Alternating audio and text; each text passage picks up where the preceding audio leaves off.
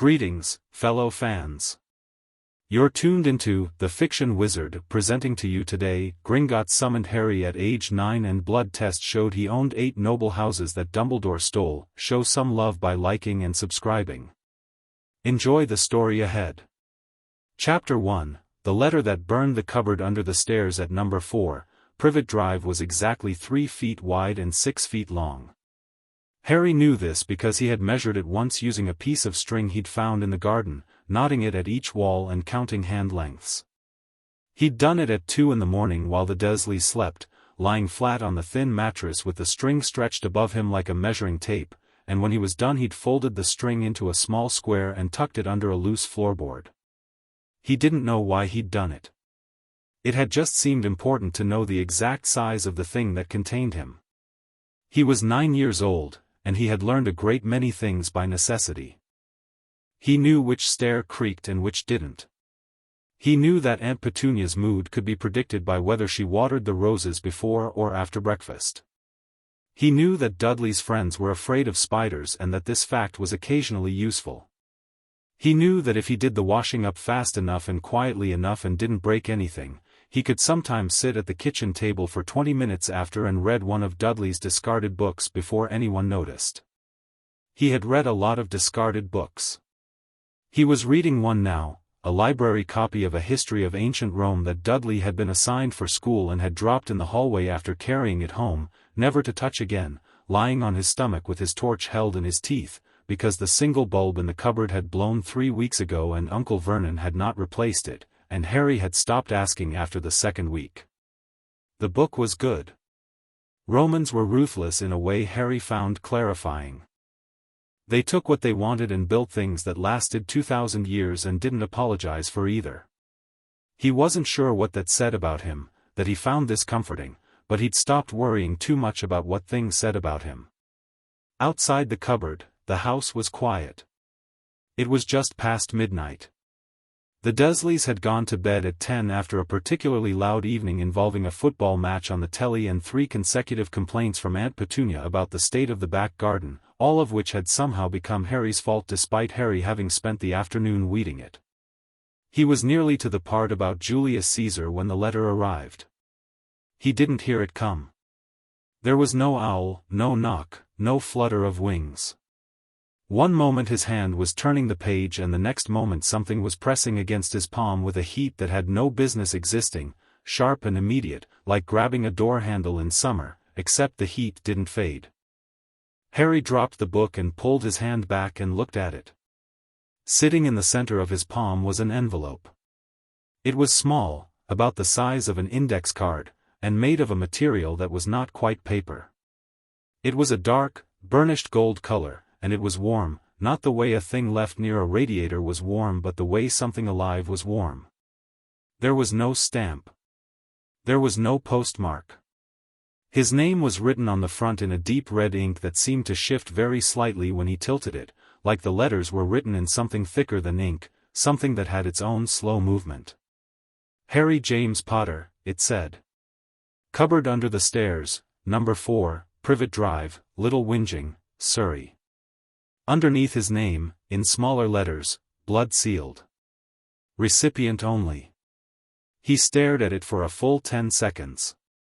He had, over the course of his 9 years, developed a fairly rigorous internal scale for measuring strange things, from mildly odd at one end to completely inexplicable at the other, and this letter was sitting comfortably at the far end. Strange things happened around Harry. They always had. A teacher who'd been unkind had found her coffee inexplicably icy cold every morning for a week. A lock that Dudley had put on the Dursleys' good bathroom had fallen off its hinges the first time Harry tried the handle. Last winter, when Uncle Vernon had thrown Harry's only warm jumper in the bin, it had turned up back on Harry's bed the same night, neatly folded. Harry had learned not to mention these incidents. He had also, privately, stopped being surprised by them. But a letter that appeared in his hand at midnight, made of something that wasn't paper, with his name written in ink that moved, that was new. He broke the seal.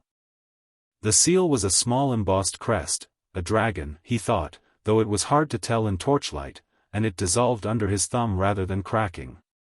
The envelope opened smoothly, as though the contents had been waiting for exactly this. Inside was a single folded card, the same burnished gold as the envelope. The text was brief. To Harry James Potter, heir to the ancient and noble house of Potter, Gringotts Bank, Diagon Alley, London, hereby formally requests your attendance at your earliest convenience for the purposes of inheritance clarification, estate review, and the rectification of certain urgent account irregularities. This summons has been issued pursuant to Goblin Law, Statute 7 of the Inheritance Accords, which supersedes all guardianship arrangements currently in effect. A port key has been provided inside this envelope. It is keyed to your blood and will activate on your willing intent. You may attend at any hour. Gringotts is open to summons recipients at all times. This matter is of considerable urgency. Ragnarok, Director, Gringotts Bank, London. P.S. Bring the envelope. Harry read it twice. Then he looked inside the envelope and found a small flat disc, about the size of a 10-pence coin, made of the same not quite metal as the card stock. It sat inert in his palm. He thought about it for a moment. He thought about the word urgency and the phrase account irregularities and the fact that he apparently had an estate. He thought about the cupboard, which was 3 feet wide and 6 feet long. He tucked the letter and the disc into his pocket, laced up his trainers, and thought yes. The world lurched sideways, and then he was somewhere else entirely. The hall he landed in was enormous and lit by a cold blue-white light that came from nowhere Harry could identify. No torches, no light fixtures, just a steady, sourceless glow that made everything look crisp and slightly unreal. The floor was white marble shot through with veins of gold and black, and it was very, very clean. The ceiling was high enough that he couldn't make out the details of what was carved up there, though something was.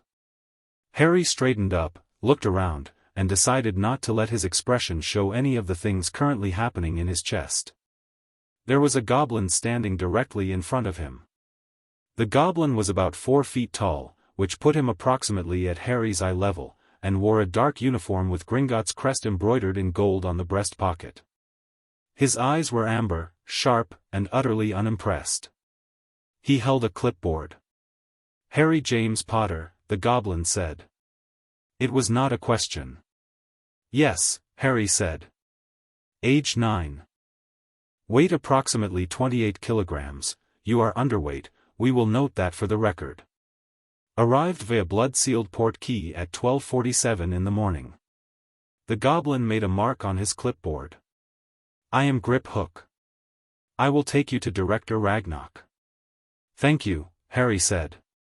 Grip Hook gave him a look that suggested thank you was not a thing goblins heard often and was not quite sure what to do with it. Then he turned and walked briskly down the corridor, and Harry followed. The hallway they moved through was part of the bank's inner architecture, not the public-facing marble halls Harry had never seen but somehow knew about in the vague way he knew about a lot of things he'd never been told directly, through books and overheard conversations and the general osmosis of paying close attention to everything. This was behind the counters, below the main floor. The walls were stone rather than marble, and they were covered in carved reliefs, dragons, coins, scales, contracts written in scripts Harry couldn't read, and every so often there was a door banded with iron and sealed with something that hummed faintly when Harry walked past it. He wanted very much to stop and look at everything. He kept pace with Grip Hook instead. They went down 2 flights of stairs, through a short corridor, and stopped in front of a door that was larger than the others, twice Harry's height, solid dark wood, banded with both iron and what looked like worked copper in geometric patterns. There was no handle. Grip Hook knocked twice, sharp and precise. Enter, said a voice from inside. The door opened on its own. The office of the director of Gringotts was not what Harry expected, which was interesting because he hadn't quite known what to expect. It was large but not vast, lit by a proper fire in a stone fireplace and by the same sourceless blue light as the hallway, which somehow managed not to fight the warmth of the fire. The walls were shelved and the shelves were densely packed, not with books, exactly, though there were some, but with ledgers, and sealed containers of various sizes, and objects that Harry's eyes slid off in ways that suggested they did not want to be looked at too closely. Behind the desk sat Ragnarok. He was older than Griphook, Harry could tell that much, though he couldn't have articulated how, with a face that had been through a great many things and had come to an accommodation with all of them. His eyes were gold rather than amber, a deeper, more considered color, and they moved over Harry with an assessment that was thorough and unhurried, the way you'd look at a contract before signing it. "Sit down, Mr. Potter," Ragnarok said, gesturing to the chair across from his desk. It was a real chair, not a child's chair, not a small chair, just a regular adult chair, and Harry sat in it and noted that his feet didn't quite reach the floor and decided not to let that matter. "You came alone," Ragnarok said. "Yes," Harry said. "It's midnight." The letter said any hour. Something moved in Ragnarok's eyes. Not quite a smile. Goblins, Harry would come to understand, did not smile the way humans did, but something adjacent to appreciation. So it did.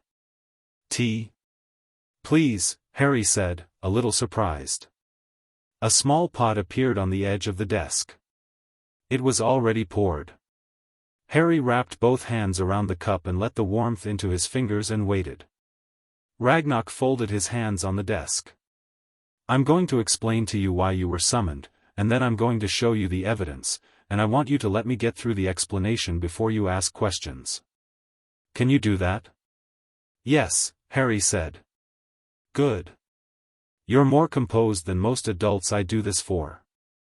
He said it without any particular warmth, just as a statement of observed fact, which Harry appreciated more than warmth would have been. "Mr. Potter, your family has maintained an account with Gringotts for 6 generations. The Potter family vault is one of the older established vaults in this bank.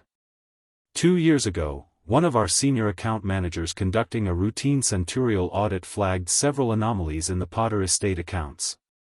He opened the topmost folder on his desk.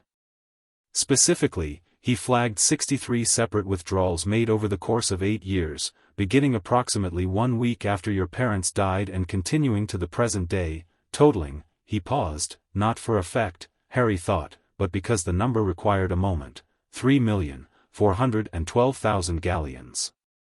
The cup was warm in Harry's hands. He kept his expression level. "These withdrawals," Ragnarok continued, "were not made by you. You are the sole living heir to the Potter estate. They were not made by any Potter family member, because there are no other Potter family members. They were authorized through a complex series of proxy instruments and emergency guardianship clauses, utilizing a loophole in post-war inheritance law." He met Harry's eyes. "They were made under the magical signature of Albus Percival Wulfric Brian Dumbledore." The fire crackled. "How much is 3 million galleons in pounds?" Harry asked. His voice was very even. "Approximately 30 million pounds sterling," Ragnarok said, watching him. Harry looked at the folder. "You said that was the beginning. The anomalies in the Potter accounts. You said beginning." Ragnarok's expression shifted, just slightly. "You're quick. What else?" Harry said. "There is more. Considerably more. But before I explain the rest, I need to perform an inheritance test. This is standard practice when we have reason to believe an heir's entitlements have been interfered with, and we have very strong reason to believe that here. The test requires a drop of your blood." He pushed a small dish across the desk, along with what looked like a golden pin. "It will tell us the full extent of your magical inheritance, every house you are heir to by blood, every title, every vault, every seat. Are you willing?" Harry looked at the pin. He looked at Ragnarok. "And if I am heir to other things? Other houses that have also had money taken from them? Then we will pursue those claims as well," Ragnarok said. "It is in Gringotts' considerable interest to do so.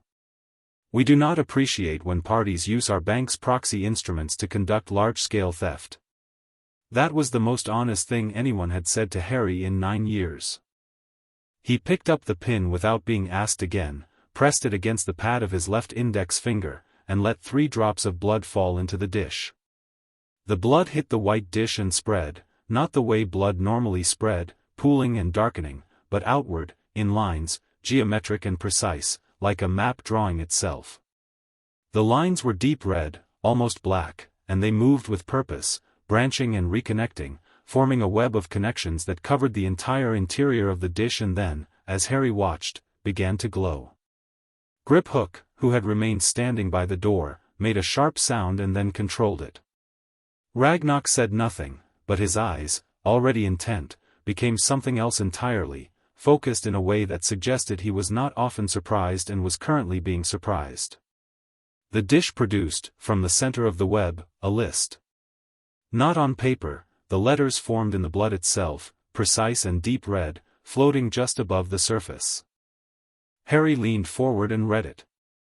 Harry James Potter, blood status, pure heir to the ancient and noble house of Potter, status, lordship unclaimed heir to the ancient and noble house of Black, status, lordship suppressed, proxy to APWB Dumbledore heir to the ancient and noble house of Peveril, status, lordship suppressed, sealed heir to the ancient and noble house of Gryffindor, status, lordship dormant, last active 1247 CE heir to the ancient and noble house of Slytherin, status, contested, lordship under external claim heir to the ancient and noble house of Ravenclaw, status, lordship dormant, last active 1403 CE heir to the ancient and noble house of HUFFLEPUFF, status, lordship dormant, last active 1599 CE heir to the ancient and noble house of Gaunt, status, abandoned, no competing claim additional inheritance notes, emancipation clause active under Statute 7.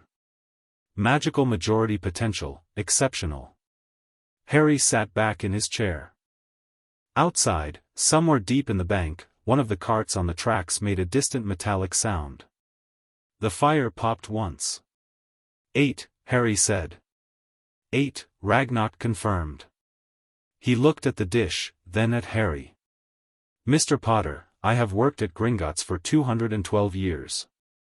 I have processed thousands of inheritance tests. He paused. That is the first time I have seen the founders' houses appear on a single person's blood record. Harry looked at the name Slytherin on the list. It says contested. There is a living claimant to the Slytherin lordship. A man currently believed dead by the wizarding world, who goes by the name Voldemort. His birth name was Tom Marvolo Riddle, and his claim to the Slytherin title is through the Gaunt line, which is the same line through which you have a claim. The difference is that his claim is through an illegitimate branch, and yours, Ragnarok tapped the dish, is direct. If you wish to contest the Slytherin lordship, you would win. Handily. I'll put that on the list, Harry said. Ragnarok looked at him for a long moment. Then he reached under his desk and produced a bottle of something dark amber.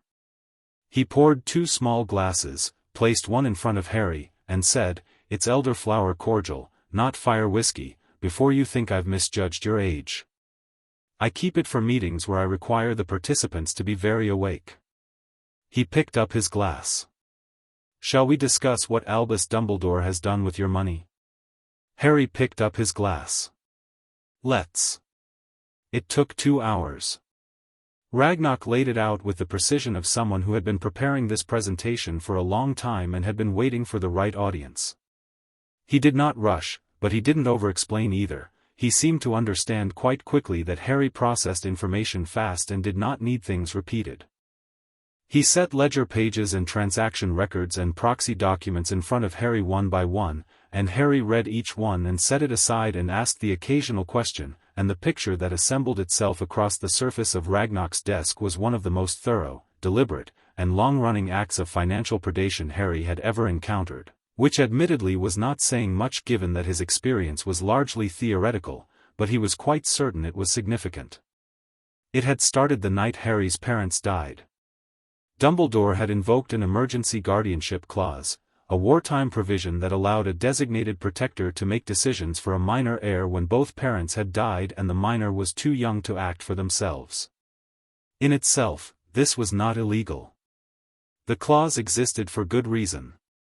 What was not legal, and what Ragnarok explained with the flat, precise tone of a man reading charges at a sentencing, was what Dumbledore had done with the access that clause provided. He had used it to place Harry with the Dursleys, bypassing the Potter family will, which named Sirius Black as guardian, and he had used it to establish a series of proxy instruments that granted him spending authority over the Potter vault under the condition that all funds were used for the maintenance and education of the minor heir. He had then spent 8 years spending a great deal of that money on things that were not Harry's maintenance or education. But the Potter vault was only the beginning. The Black family estates had been suppressed, a complex legal maneuver that had been performed quietly in the immediate post-war chaos and which most ministry officials had not scrutinized because everyone had been very busy with other things and also because Dumbledore had been very helpful and very trusted in those days. With Sirius Black imprisoned without trial, a fact that Ragnarok noted with a flatness that suggested goblins had very specific opinions about imprisonment without trial, and with the other likely Black heirs either dead or tracked down and eliminated, Dumbledore had arranged himself as a sort of trustee of the Black estates under the argument that they were effectively abandoned. He had done this through 3 different ministry offices, which had each stamped the relevant forms without quite realizing that the 2 offices to either side of them had also stamped relevant forms, which together assembled into something quite a lot like complete financial control.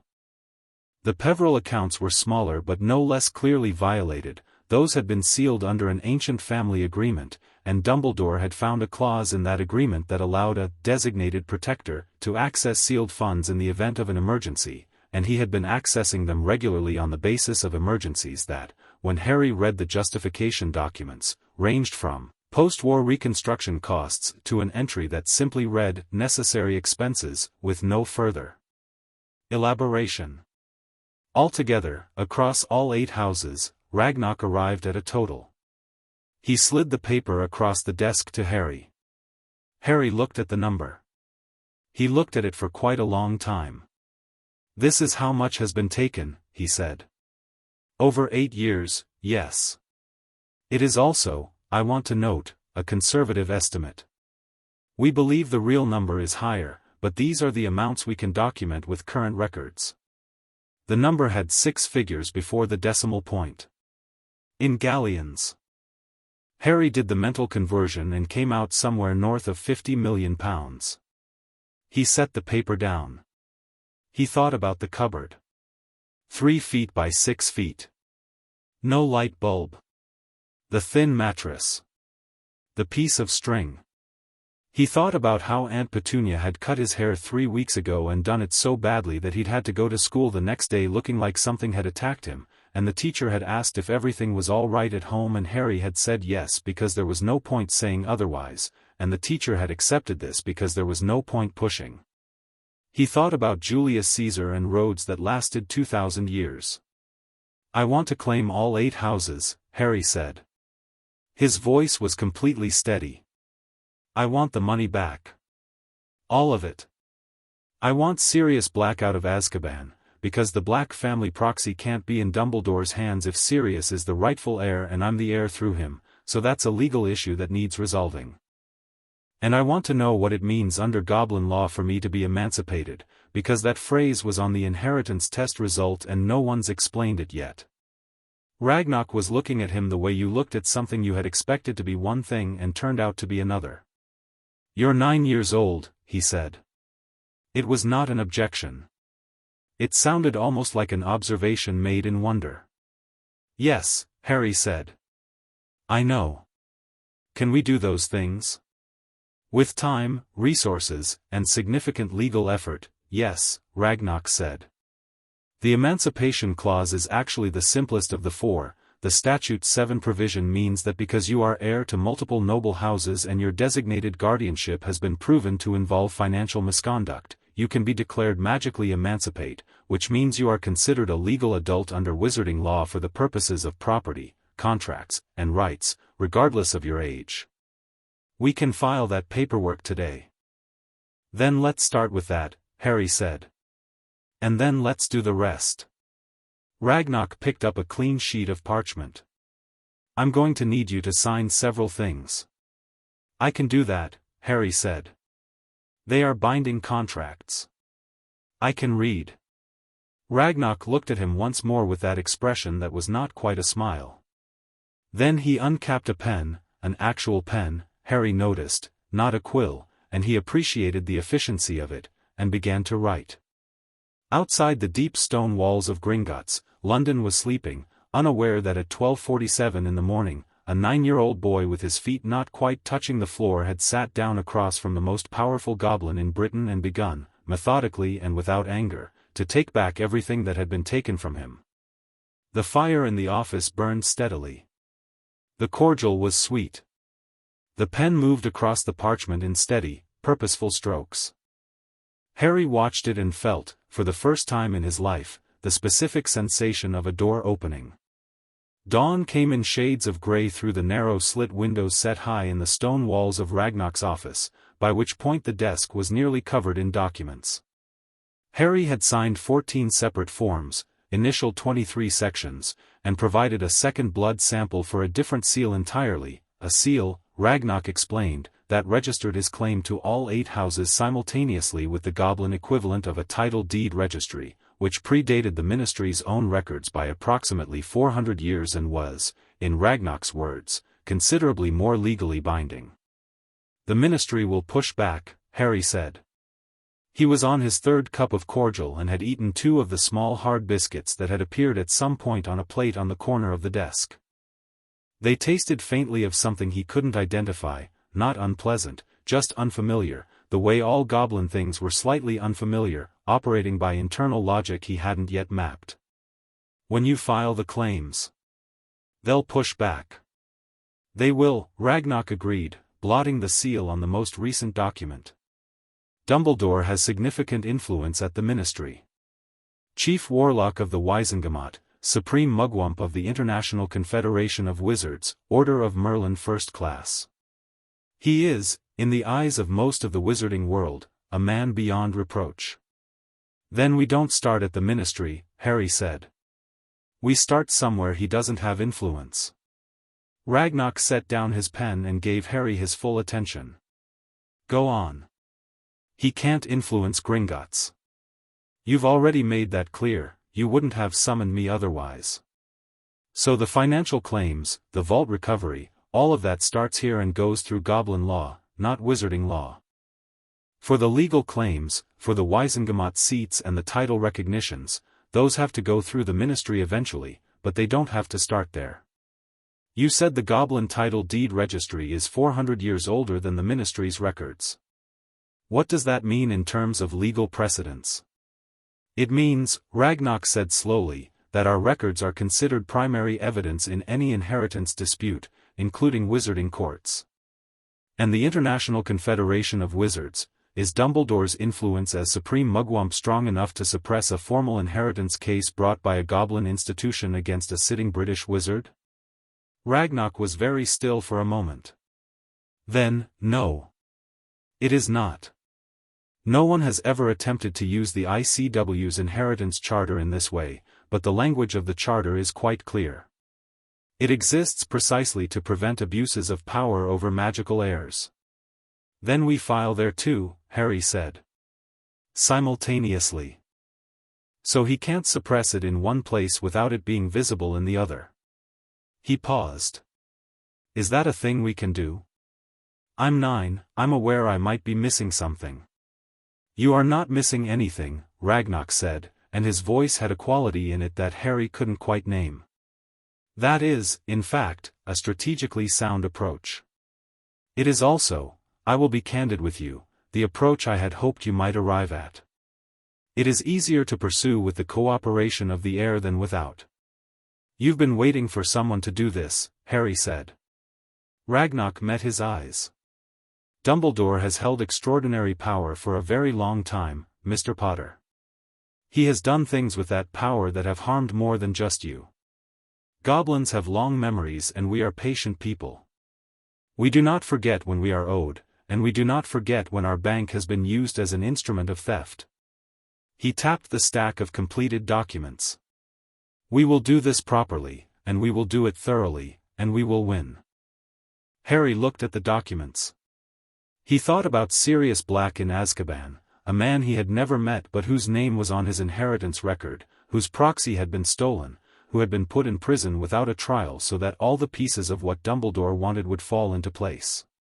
He thought about his parents, about a family vault that had been quietly, steadily emptied while he slept in a cupboard. He thought about 8 houses and 8 names and 8 centuries of accumulated history that had been leaning over him his entire life without him knowing they were there. "There's one more thing," Harry said. "Where will I live?" Ragnarok opened a drawer and produced another document. "Under the Emancipation Clause, you are entitled to take up legal residence in any property belonging to your estates. The Potter properties include a family home in Godric's Hollow, which we advise against for security reasons, a townhouse in Edinburgh, a cottage in the Highlands, and a fully furnished property in London." He set the document in front of Harry. "The London property is in Kensington. It has been maintained by estate funds under automatic provision, so it is in good repair. It has also been under a Fidelius charm for the past 40 years, so the location is known only to those told by the secret keeper, who was your grandfather. The charm transferred to you upon your blood claim." He paused. "You are your own secret keeper now." Harry thought about Privet Drive. About the cupboard and the string and the blown light bulb and the piece of string under the floorboard. "Can I go there today?" "Today," Ragnarok confirmed. Harry picked up the pen and signed the final document. The pen lifted from the parchment and all 14 documents on the desk glowed, briefly, deep red, the color of the ink on the summons, the color of his blood in the dish, and then settled back to their normal appearance, but changed somehow, completed, sealed. Ragnarok gathered them into a neat stack and placed them in a folder, and the folder went into a drawer that locked itself. He stood, and Harry slid off the chair and stood too, and they regarded each other across the desk in the gray early morning light. "Gringotts will handle the financial recovery claims as a priority matter," Ragnarok said. "You will receive weekly reports at the Kensington property. If anything requires your direct decision, we will contact you through the blood-sealed letter system, the same method used for this summons, which cannot be intercepted or redirected by outside parties." He paused, then added, with the closest thing to deliberate formality Harry had yet heard from him, "Lord Potter." The title sat in the air between them. Harry had read enough history to understand what titles meant, what they'd been fought for and stolen and hoarded. He had read enough to know that most of the people who held them hadn't done anything to deserve them beyond being born on a particular side of a particular door. He hadn't asked for these 8 houses. He hadn't asked for any of this. But they were his, and they had been used against him, and he was going to use them back. "Thank you," Harry said. "For summoning me. For telling me the truth." Ragnarok inclined his head, very slightly, in a gesture that Harry would later understand was a significant courtesy from a goblin of his age and position. Griphook appeared at the door, clipboard in hand. "I'll take you to the portkey point," he said. Harry followed him out of the office, down the stone hallway, back up the 2 flights of stairs, through the cool and sourceless light of the bank's inner passages. The public hall was empty at this hour, the marble clean and vast, the gold of the vaults glinting somewhere behind the teller counters. The whole enormous building was his, in the sense that everything his blood had claimed was his now, and the feeling of that was strange and large, and he turned it over in his mind like a stone he wasn't sure he'd identified correctly. At the portkey point, a small alcove near the main entrance, set with a brass plate on the floor that held the bank's crest, Griphook produced a small ring from his breast pocket.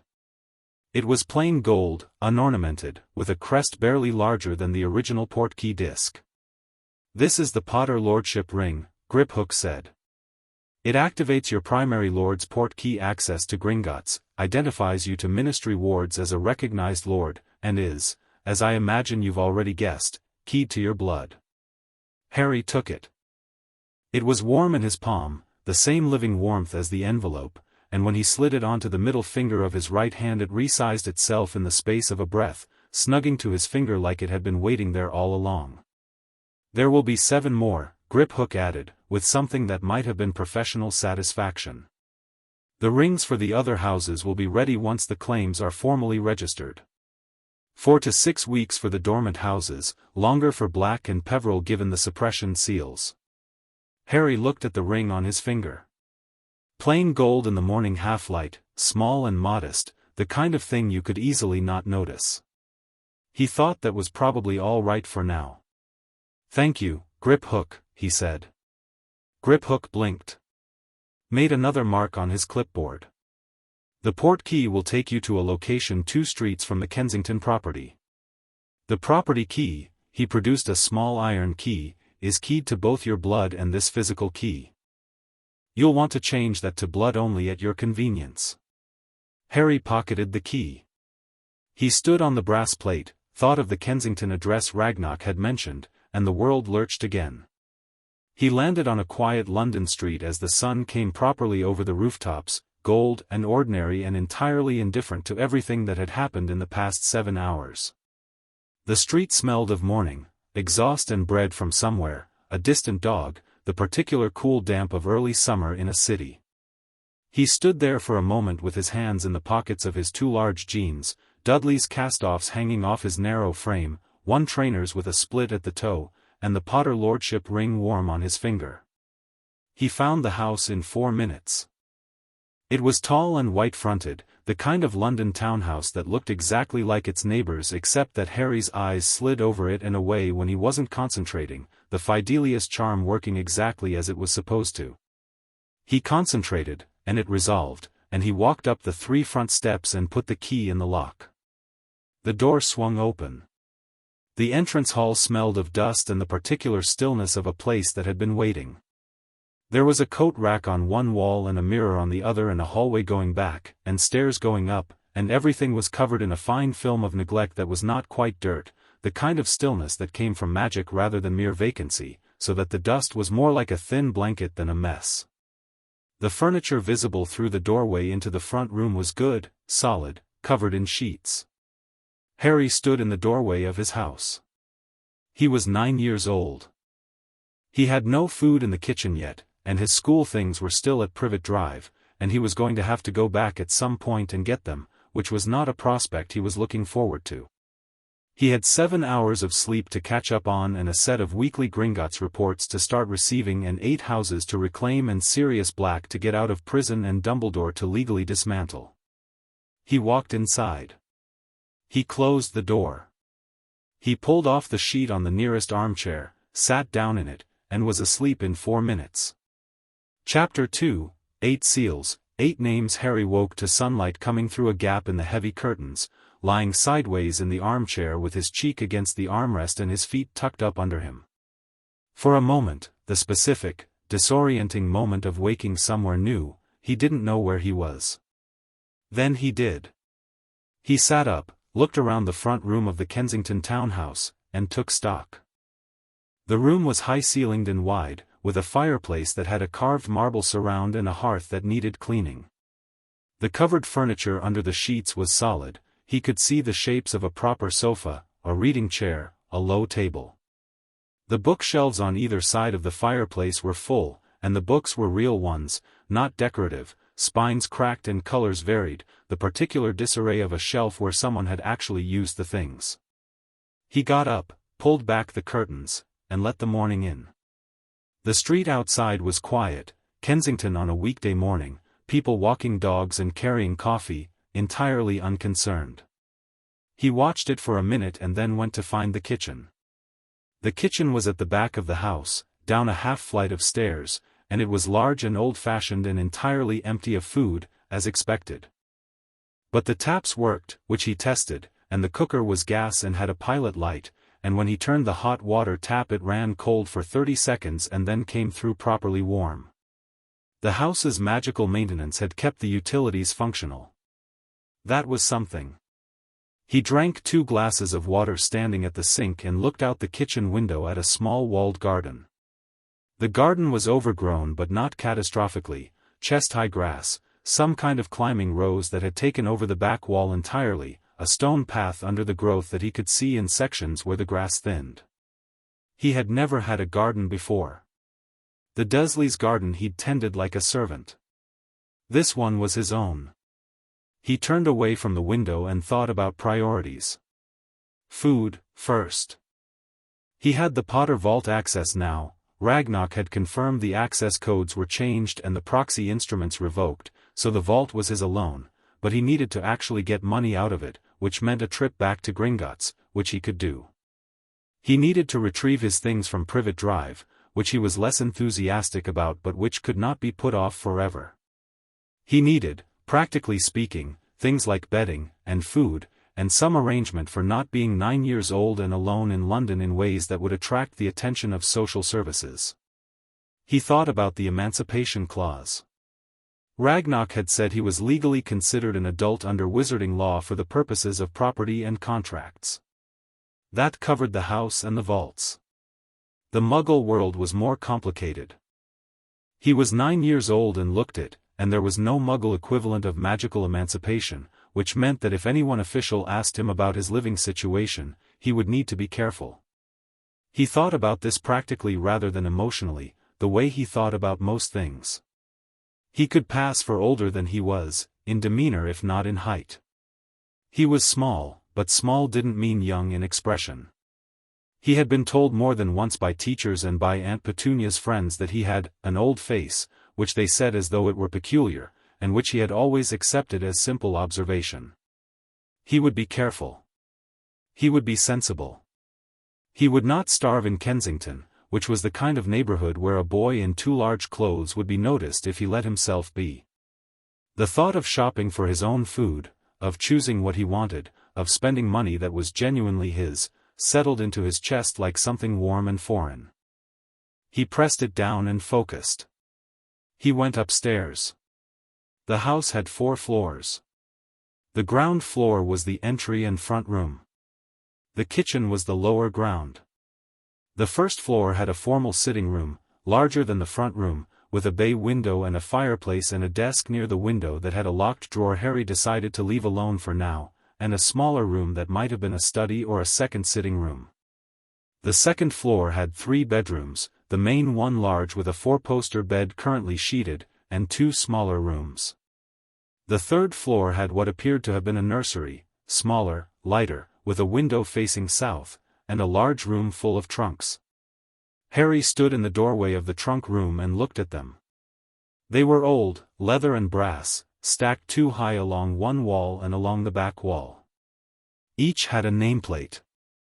He read them: James H. Potter, Euphemia Potter, Fleamont Potter, Harold Potter, Linfred Potter.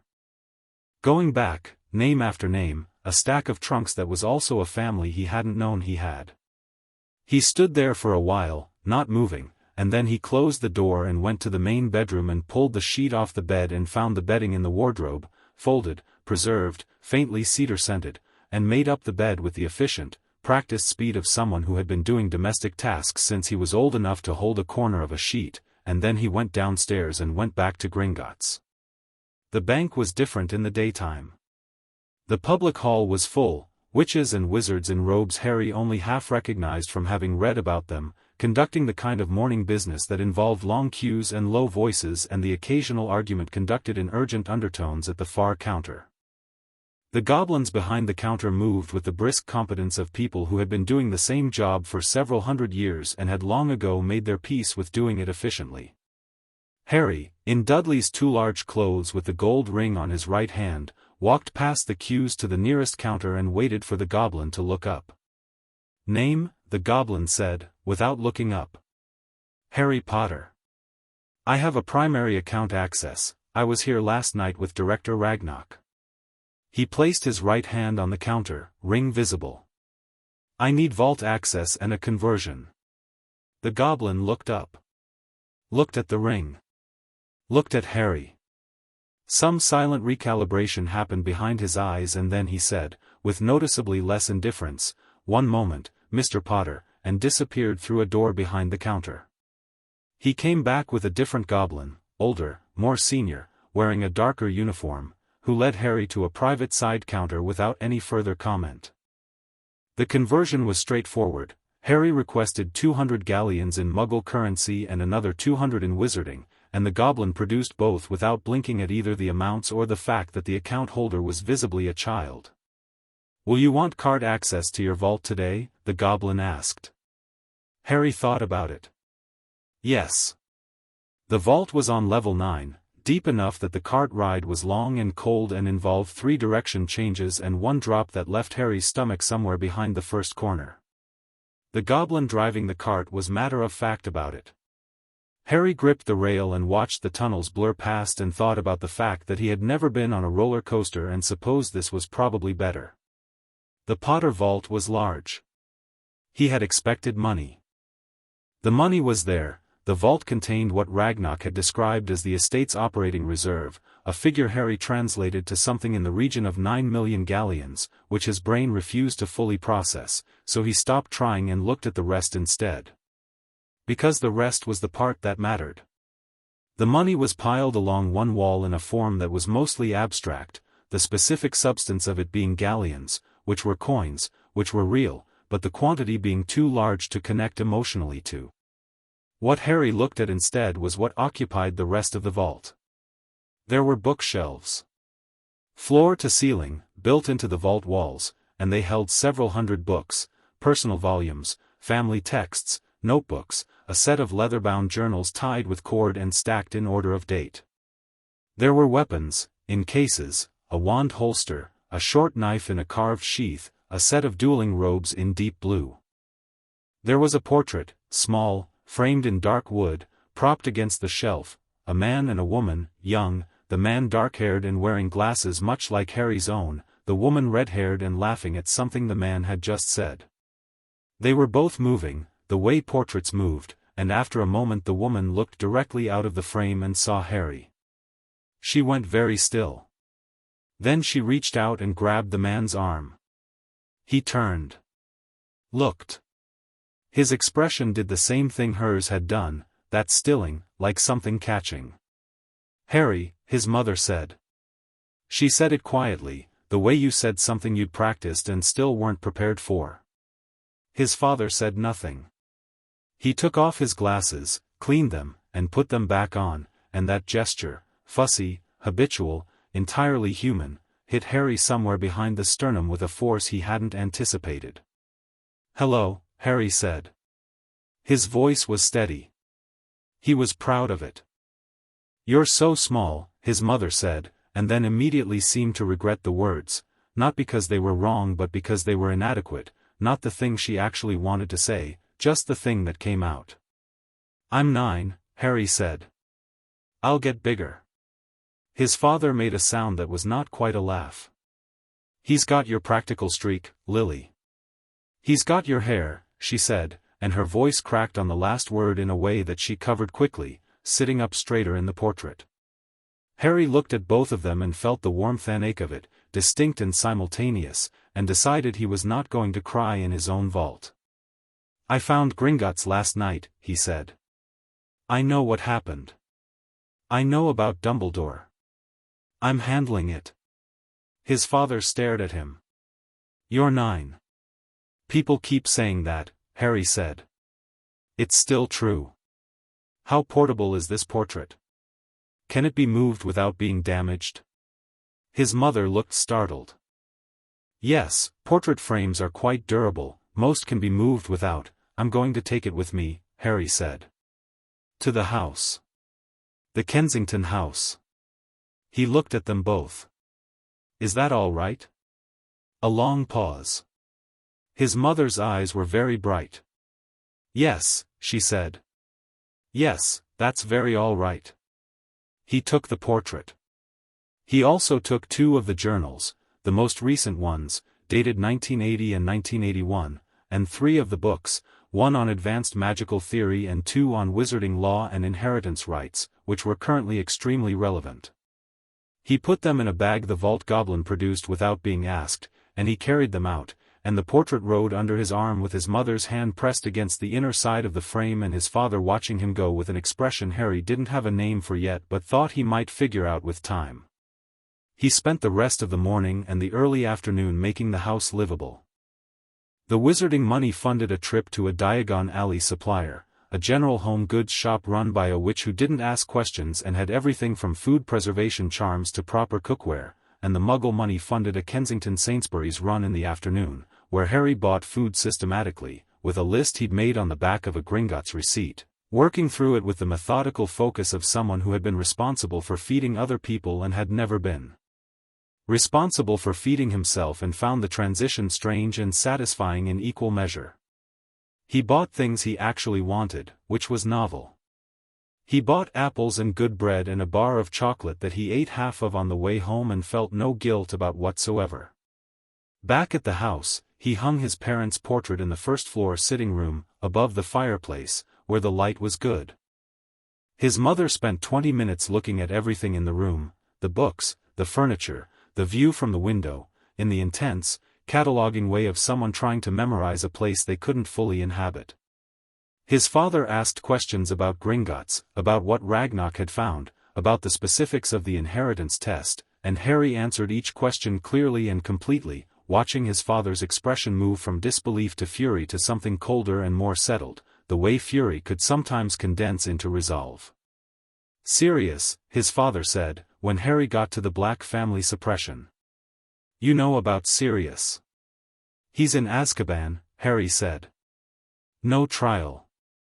Gringotts has the records. The Black family proxy was taken over by Dumbledore after Sirius was arrested.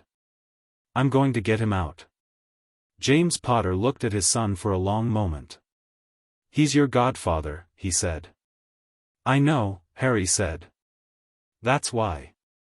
His mother said, quietly, "He would have died for you." "I know that too," Harry said, and let the weight of it sit in the room for a moment. "Then, the first step is the inheritance claims. Gringotts files those this week. Once the Black family proxy is challenged, it opens a legal avenue to contest the basis of Sirius's imprisonment, because Dumbledore using the proxy while holding a conflict of interest in the criminal case is a procedural violation. Ragnarok's already identified it." He paused. "I'm also going to need to know more about Lord Voldemort. The Slytherin lordship, it says his claim goes through the Gaunt line same as mine, but mine is direct. I need to understand what that means in practice." His father made an involuntary sound. "What?" Harry said. "You just said his name," James said. "He's a person," Harry said. "He had a name before he chose that one. Tom Riddle. He's been missing since the night he tried to kill me, and apparently isn't quite dead, which is its own problem for later. But the Slytherin lordship is a legal issue, not a—" He stopped. "What?" His mother was staring at him with an expression he couldn't fully read. "Nothing," she said softly. "Nothing, sweetheart. You're right. He's a person and he had a name and you're right." "You said sweetheart," Harry said. "I did," she said. "Okay," Harry said, after a moment, in a tone that suggested this was a great deal to process and he was tabling it. Ragnarok's first weekly report arrived 3 days later, appearing on the sitting room desk in the gold and blood ink format Harry was starting to recognize as Gringotts Standard. It was 12 pages long and covered the initial filing of 5 financial recovery claims, the status of the emancipation certification, complete, registered, with a copy filed at the ministry under the ICW charter before the ministry could contest it, and the first formal response from Dumbledore's solicitors. Harry read the solicitor's response twice. It was, he thought, quite good. It was written in the precise, measured language of legal professionals who were very good at their jobs and were being asked to defend a position that was fundamentally indefensible, and they were doing it admirably. The argument was that the emergency guardianship instruments had been executed in good faith under wartime powers, that the funds spent from the Potter estate had been spent in the legitimate interests of Wizarding Britain's stability post-war, and that the testing and certification of Mr. Potter's inheritance claims was premature given his age. That last one made Harry feel something that was not quite annoyance because it was too specific to be annoyance. It was the feeling of a thing he had encountered before, the specific condescension of people who believed that being small meant being dismissible. He picked up the Gringotts correspondence pen, a plain pen, ink from a pot, no quill nonsense, and wrote his response to Ragnarok in the margin of the report. The claim that funds were spent in the interests of Wizarding Britain's stability is an argument that can only be tested by producing itemized records of those expenditures. Request all spending records under the emergency guardianship instruments for the full 8-year period. If they can't produce them, the argument fails. If they can, we review each entry. He folded it and sent it by the blood-sealed system, which required pressing his ring to the folded parchment, and it disappeared with a small red flash. The reply came back inside 2 hours, already in process. Well reasoned. Harry allowed himself a private moment of satisfaction and then went back to the sitting room where he'd set up his reading corner, a chair and footstool and a stack of books from the vault that were currently being worked through systematically. He had 7 books on the go at once, 2 on wizarding inheritance law, 1 on the history of the founders' houses, 1 on goblin financial law, 1 journal of his father's that he was reading slowly and carefully, and 2 on magical theory that were frankly the most interesting things he'd ever encountered in print. He had also, in the past 3 days, written a letter to the Hogwarts registrar inquiring about early enrollment options and received a very formal response explaining that Hogwarts did not accommodate early enrollment under any circumstances and that he would receive his standard letter at age 11. He had written a second letter, this time on Gringotts headed notepaper, under his 7 lordship titles. The rings for the dormant houses had arrived 2 days after he claimed the Potter ring, and he was now wearing 8 rings in total, 4 on each hand, which was a great deal of jewelry for a 9-year-old, noting that as lord of several houses whose families were founding contributors to Hogwarts endowment, he wished to inquire about the school's curriculum and standards in advance of his enrollment. He received a significantly warmer response from the headmaster's office, which was currently staffed by Deputy Headmistress Professor Minerva McGonagall, since Dumbledore was occupied elsewhere. That response included a standard curriculum overview and a note that the school would be delighted to accommodate any questions Lord Potter might have. Harry had noted the difference in tone between the 2 letters and filed it away. He had also, most importantly, written a letter to the Department of Magical Law Enforcement regarding Sirius Black, requesting the case file under the Freedom of Magical Information Act. That letter had been filed under his 8 titles and countersigned by Ragnarok as a Gringotts director, which made it extremely difficult to ignore and also, as Ragnarok had dryly noted in an accompanying message, deeply unpleasant for the people who received it. He was waiting on a response. The response came on day 4, not by letter but in person. He was in the kitchen making lunch when someone knocked at the front door. He froze. Then he went upstairs, looked through the sitting room's bay window at the street below, and saw a witch in ministry robes standing on his front step with a briefcase and the expression of someone doing a job she found uncomfortable. She was middle-aged, dark-skinned, with close-cropped hair and reading glasses pushed up on her forehead. She knocked again, more firmly. Harry went down and opened the door. She looked at him. The looking was careful, the way Ragnarok's had been, assessing, adjusting. "Lord Potter," she said. "Yes," Harry said. "I'm Amelia Bones, Director of the Department of Magical Law Enforcement." She said this without preamble, which he respected. "You've requested the case file of one Sirius Black. I'm here to discuss that request in person." Harry looked at her for a moment. Then he stepped back from the door. "Would you like to come in? I've just made tea." She blinked, very briefly, and then said, "Thank you," and came inside. He showed her to the sitting room. She sat on the sofa, set her briefcase on the low table, and accepted the tea Harry brought from the kitchen without either comment on the domesticity of it or the visible peculiarity of a child running his own household. He sat in the reading chair across from her and waited.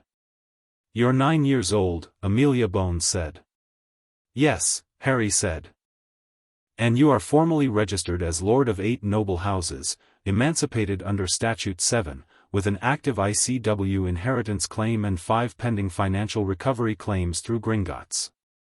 She said this as a list of facts, not a challenge. "I am aware that Gringotts summoned you and that Director Ragnarok is handling your financial cases. I am here because your request for the Black case file came across my desk personally, and I wanted to talk to you before processing it. Because Dumbledore has influence in your department, Harry said. Her expression did something complicated. Because this case is sensitive and I wanted to understand your intent. Sirius Black was imprisoned without trial, Harry said. He is the rightful heir to the Black family estate, which is currently proxied to Albus Dumbledore under instruments that are now legally compromised by Gringotts' ongoing recovery claims. He is also my godfather. I want the case file because I want to understand the legal basis of his detention, and I intend to challenge it. Amelia Bones looked at him for a long moment. You're 9, she said again, but this time it sounded less like a challenge and more like she was trying to reconcile something. The file, Director, Harry said, not unkindly. She opened her briefcase and set a folder on the table. It was thin. That was the first thing Harry noticed. For a case involving the imprisonment of a man alleged to have killed 13 people, 12 Muggles and Peter Pettigrew, according to what Ragnarok had summarized in an early report, the case file was extraordinarily thin. He opened it. There was a brief arrest report, dated November 2, 1981. There was a transfer document to Azkaban, dated the same day. There was a ministry memorandum recommending life sentence, dated 1 week later. There was no trial transcript because there had been no trial. There was not a single interview record. There was a line in the arrest report that read suspect found at scene, found laughing, 13 confirmed dead. There was nothing else. There was no evidence log, no wand testing, no witness statements beyond the 2-line account of the Aurors who had made the arrest. Harry closed the file. He set it flat on the table and placed his hands on top of it. He's been in Azkaban for 8 years, Harry said, on the basis of this. Amelia Bones said nothing. Her jaw was tight. You've read this file before, Harry said.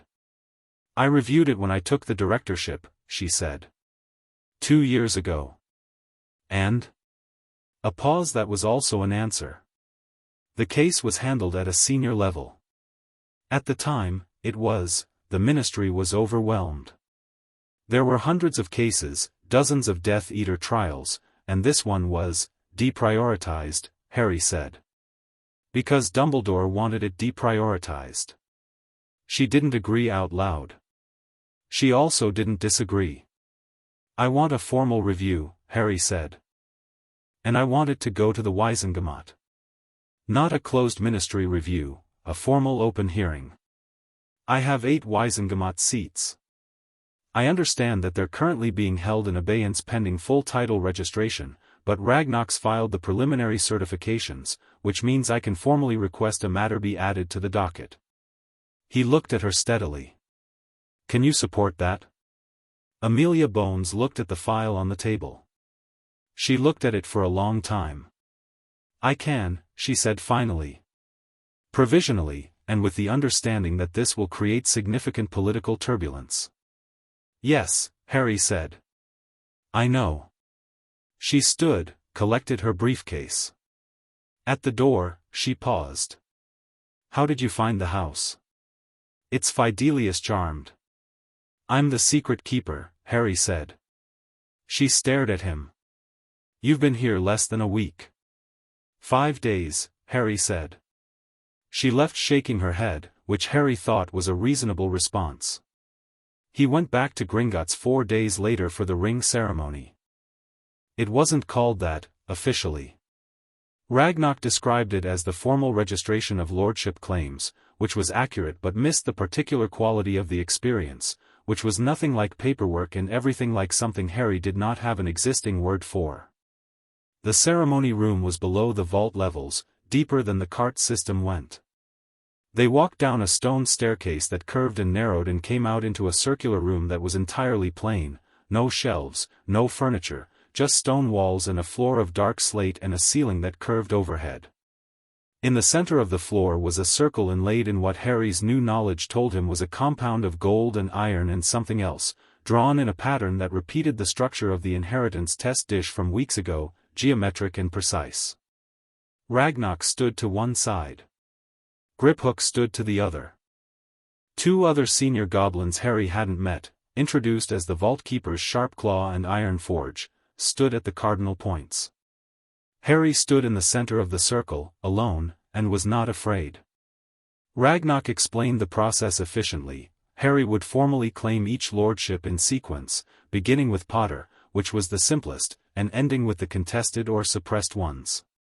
Each claim required a spoken declaration and a blood seal to the circle, and the circle would respond to each claim either with acceptance or rejection. The dormant houses, Gryffindor, Ravenclaw, Hufflepuff, would require proof of lineage, which the blood test had already established, so their acceptance was expected. The suppressed houses, Black and Peveril, might require more energy from the circle, since the suppression seals had to be broken. The contested house, Slytherin, was uncertain. What happens if Slytherin rejects the claim? Harry asked. It won't, Ragnarok said. Your lineage is direct. What may happen is that you feel the counterclaim, Riddle's claim on the same title. It may be uncomfortable. Uncomfortable how? The last time a Slytherin lordship was contested was in 1327, Ragnarok said. The record describes the claimant as having found the experience significant. Right, Harry said. He flexed his right hand where the Potter ring sat. Let's start. He pressed his palm to the circle and said, clearly and without hesitation, I, Harry James Potter, claim the lordship of the ancient and noble house of Potter. The circle lit up gold. Warm, immediate, like sunlight coming through a window. The Potter ring on his hand pulsed once, hot enough to notice, then settled. He moved around the circle. I, Harry James Potter, claim the lordship of the ancient and noble house of Gryffindor. A deeper gold, shot through with red. The ring that appeared on his left hand, the Gryffindor ring, plain, with a small lion crest, burned briefly and then cooled. Ravenclaw, blue-silver, cool and clear, like the moment after a storm.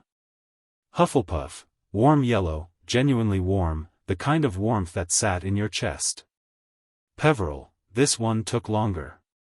The suppression seal pushed back. Harry felt it as a physical resistance, not pain exactly, more like pressing against something that didn't want to move, the feeling of a locked door resisting. He held his palm against the circle and said the words and waited, and the resistance built and then cracked, and the circle blazed white for 3 full seconds before settling to a deep silver that pulsed slowly, like breathing. Gaunt, quieter than the others. A dark green, almost black, with a quality to the light that felt old and slightly cold. It accepted immediately. Then black. I, Harry James Potter, through blood claim and inheritance, claim the lordship of the ancient and noble house of Black. This was different.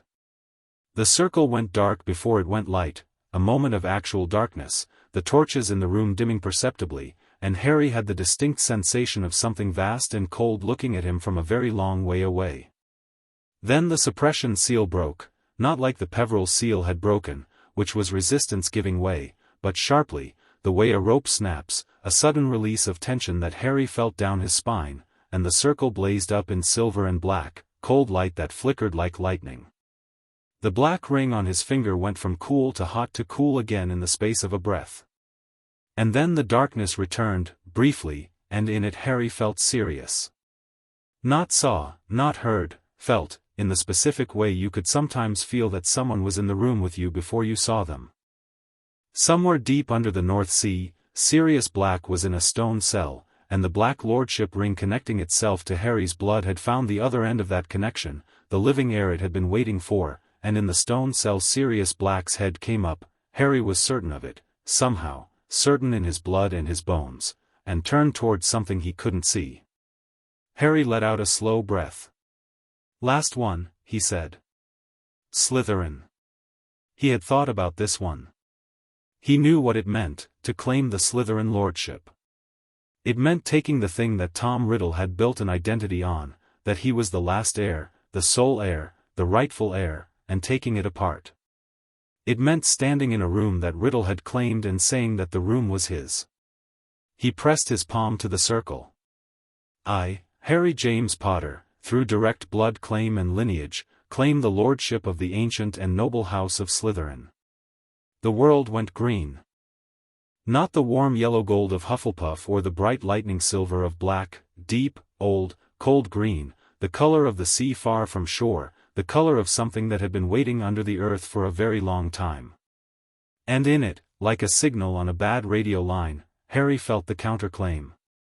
It wasn't pain. It was more like a voice, not a sound, not words, but a presence, something that was aware of him and very displeased. Something that had believed itself to be the end of a line and was being told, in the most definitive possible terms, that it was not. Harry stood in it and held his ground and said nothing, because there was nothing to say. This was not a conversation. This was a record, a fact being inscribed into the oldest possible ledger, blood and stone and lineage. The green light intensified. Then it subsided. The Slytherin ring, dark silver, with a small serpent crest that he could feel moving faintly under his thumb, settled onto his right index finger, cool and certain. The room was quiet. Harry looked down at his hands. 8 rings, 4 on each hand. They caught the torchlight differently, some warm, some cool, each with its own specific weight, and they were not ostentatious, because the goblins who had crafted them understood that the real power in them was not in their appearance. Well, Ragnarok said from the side of the room, and his voice had that quality again, the thing that was not surprise but was adjacent to it, the measured wonder of someone who had seen a great many things and was looking at something new. That is done. Yes, Harry said. He lowered his hands. How long until the financial recovery claims start producing results? Ragnarok made a sound that might have been amusement in another register. 3 weeks for the first disbursements. The ministry will attempt to file a stay on the larger claims. Then we expedite the ICW filing, Harry said. Is the Wisengamot docket request ready for the Black case review? Filed this morning, Ragnarok said. Good. Harry looked at his hands one more time, 8 rings on his fingers, 8 more actions request aborted. Write the next chapter now. Chapter 3. The library and the Longbottom. 6 months was enough time to build a life. Not the life Harry would have designed from scratch if someone had handed him a blank piece of paper and unlimited options. That life was still some distance away, still dependent on variables he was working through methodically, but a real life, an actual day-to-day existence with shape and rhythm, which was more than he'd had before. The Kensington house no longer smelled of waiting. It smelled of food and books and the faint trace of ink from the correspondence desk where Harry spent his mornings, and his parents' portrait had adjusted to the sitting room with the gradual ease of people who were slowly, carefully, learning how to occupy the same space as a version of their child they'd never expected to meet. He was 9 years and 7 months old, and he could cook 6 things reliably, read legal Latin at a functional level, and had reduced a ministry solicitor to repeating himself on 3 separate occasions in the same correspondence chain. The morning started the way most mornings did. Harry came downstairs at 7:30, made porridge with actual brown sugar, a detail that still gave him quiet satisfaction, and sat at the kitchen table with the overnight post. The blood-sealed Gringotts letters arrived first, as usual. 2 this morning, 1 update on the financial recovery claims, 1 flag from Ragnarok about a ministry countermove in the Black estate proxy case that was clever enough that Harry set it aside to think about properly after breakfast. His father's voice came from the portrait in the sitting room, loud enough to carry down the half-flight of stairs. Is that the Gringotts Post? Yes, Harry called back. Anything interesting? The ministry tried to reclassify the Black proxy as a charitable instrument rather than a guardianship instrument. Ragnarok says it's technically possible under a 1962 amendment but only if they can prove intent at the time of filing. Harry came up the stairs with his bowl of porridge and stood in the doorway. His mother was sitting forward in the portrait, reading glasses on. The portrait had glasses, he'd never asked how, and his father was leaning against the frame's edge with his arms crossed. They can't prove intent because the original filing doesn't mention charitable purpose anywhere. It's a delay tactic. It's Dumbledore, his father said. It's Dumbledore's solicitors, Harry corrected. He's not filing these himself. He doesn't need to, and he's too smart to be directly associated with the response filings. It gives him deniability. His mother looked at him over her glasses. You've been thinking about this a lot. Someone has to, Harry said, which was not a complaint, just a fact, and she accepted it as such. He ate standing in the doorway for a few minutes, discussing the amendment issue with his father, who had a good structural instinct for legal arguments even if his working knowledge of inheritance law was 8 years out of date and spotty even then. James Potter had been, by all accounts, a talented orer and a gifted flyer and not particularly interested in paperwork of any kind, and the journals Harry had read had confirmed this with cheerful consistency. But he was sharp, and he knew Dumbledore's patterns in ways that were useful, and he hated being idle even in portrait form. You should go outside today, his mother said, when Harry had set his empty bowl on the mantelpiece to take back down later. I'm going to the library, Harry said. The Muggle one? You've been there 4 times this week. 5, Harry said. The section on wizarding constitutional law arrived from the Flourish and Blots order yesterday, but I'm still waiting on the secondary source Ragnarok recommended, and while I wait I've been working through a series on the history of political systems that's actually quite, Harry, his mother said. He stopped. Go to the library, she said. But maybe also, look up from the books occasionally. He thought about this. I do look up from the books. When? He couldn't immediately answer that, which he acknowledged was a point to her. The Kensington Public Library was 12 minutes' walk from the house, and Harry had discovered it in his first week of independent residence by the simple method of walking in every direction from the house until he found things. The library was large, well organized, and staffed by a head librarian named Mr. Chen who had acknowledged Harry's existence on the first visit with a nod and on the second visit with a cup of tea from the staff room, and since then had treated Harry with the specific, undemanding respect that good librarians reserved for people who clearly meant business. Harry had a regular table. Corner, window-facing, good light, close enough to the reference section to grab things without losing his place. He arrived at 9:15, nodded to Mr. Chen, and set up, current Gringotts file on the left, legal Latin dictionary on the right, notebook in the center, 2 sharpened pencils because pens ran out at the worst moments. He had been there 40 minutes and was deep in a footnote about the 1689 magical accord and its relationship to Muggle parliamentary law when someone sat down at his table. He looked up. It was a girl. She was about his age, possibly slightly younger, possibly the same. The face was hard to read, with large front teeth and very bushy brown hair pulled back in a way that suggested it had been tidied and had objected vigorously to the process.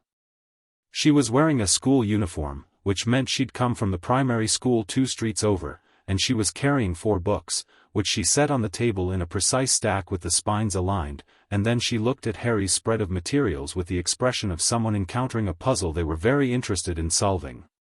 What language is that? She said, pointing at the legal Latin dictionary. Latin, Harry said. I know it's Latin, she said, without any edge, just clarification. I mean, is it classical Latin or legal Latin? Because they're different.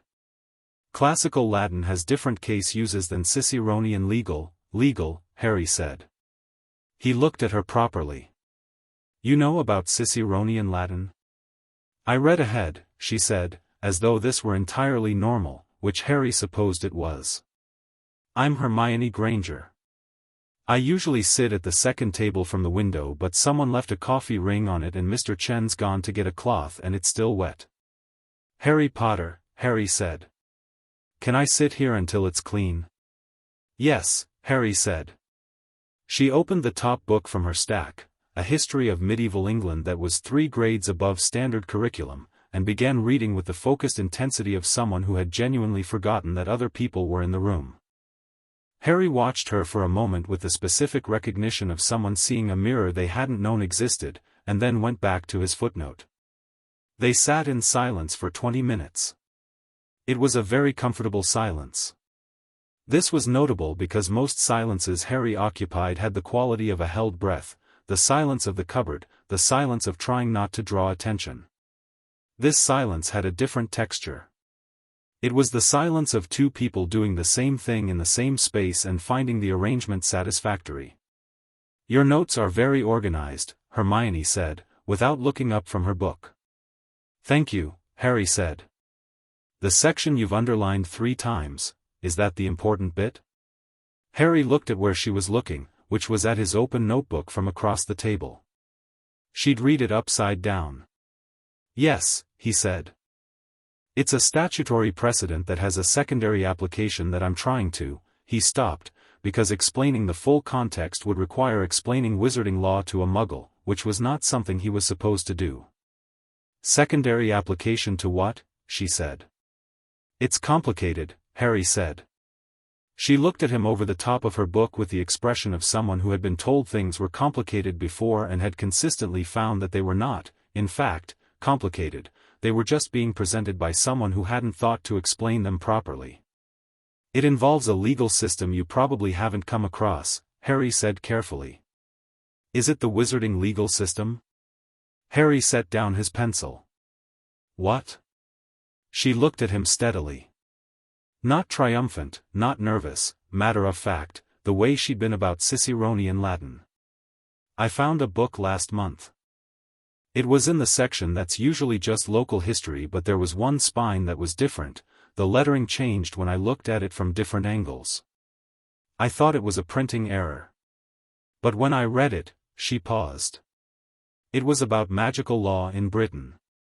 Pre-1689, mostly, before the Statute of Secrecy. I've been trying to find more since then." She looked at his notebook again. "Your notes reference the 1689 Accord. That's in that period." Harry looked at her for a long moment. "That book found you," he said slowly. "Books like that, they're charmed to stay in sections where muggleborns might find them. It's a kind of compass for people who are going to get their Hogwarts letters eventually." He watched her face.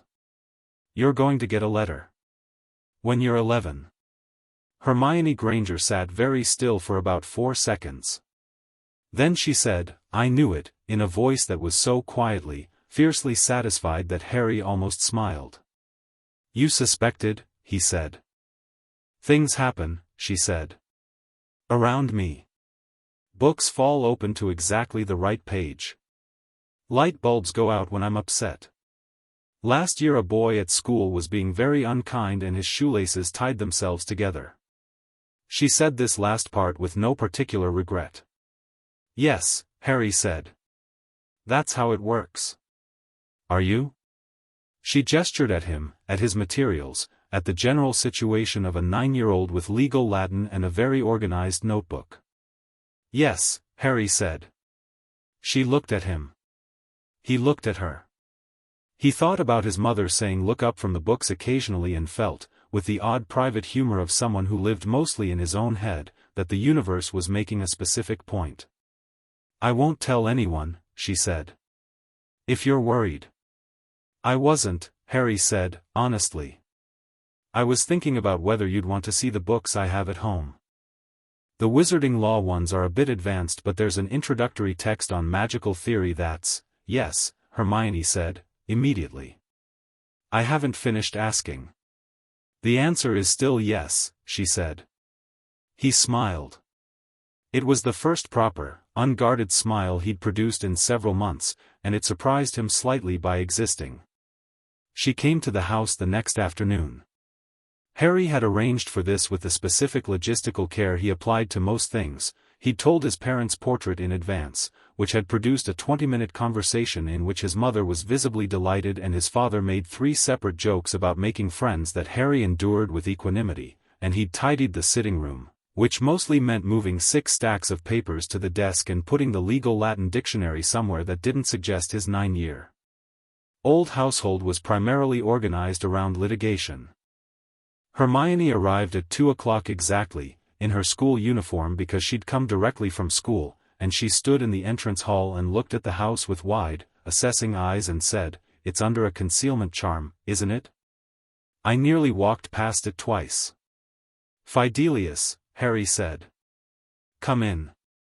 She came in and immediately noticed the portrait. This was not surprising. The portrait was large, well-positioned, and his parents were both looking at her with the undisguised interest of people who had been very eager to meet whoever Harry might eventually bring home. His father was leaning forward with both elbows on the bottom of the frame. His mother had the reading glasses off. "Oh," Hermione said. She looked at Harry. "Are those my parents?" Harry said. "They died when I was a year old." Moving portraits retain an impression. A functional impression. "Hello," his mother said, warmly. "Hello," Hermione said, with the slightly formal courtesy of someone who was very unsure of the correct protocol for this situation and was defaulting to politeness while she worked it out. "I'm Hermione Granger." "We know," his father said. "Harry mentioned you." Harry had mentioned her once, briefly, and had described her as someone from the library who knows about Ciceronian Latin, which his parents had apparently decided was equivalent to a full character endorsement. "Don't embarrass him," his mother said to James, in a tone that suggested this instruction had been issued before and its track record was mixed. Harry showed Hermione to the books. He had set out 6 texts on the sitting room table: the introductory magical theory text, a primer on wizarding history, 2 books on the properties of magical inheritance, and 1 on the practical mechanics of spellwork that was technically beyond first-year curriculum but which he thought she'd find more interesting than the simpler options. He had also, impulsively, added his father's first journal, the one from 1971, his father's own first year, because it was the most readable account of encountering the magical world fresh-eyed that he had and it seemed appropriate.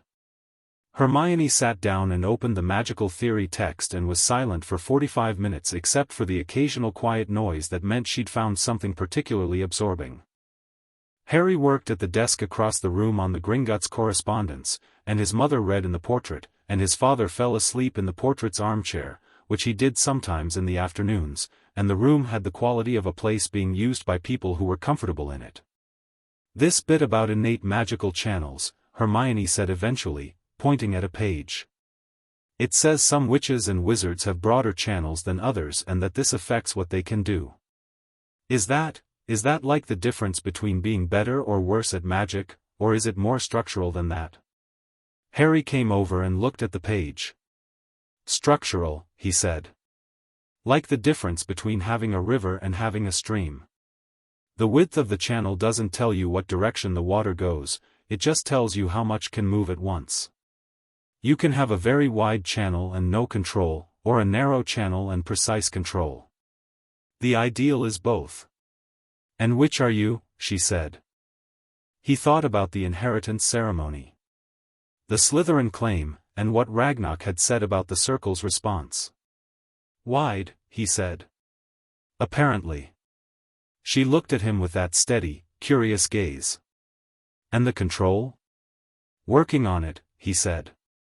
She nodded as though this were a sensible project. "Can I borrow this one?" "Keep it," he said. "I've got a second copy in the vault." The afternoon stretched into evening without anyone particularly intending it. Hermione called home on the house telephone. Harry had had one installed in the second week, on the grounds that it was a practical necessity, and explained to her parents that she was at a friend's house studying and would be home by 7.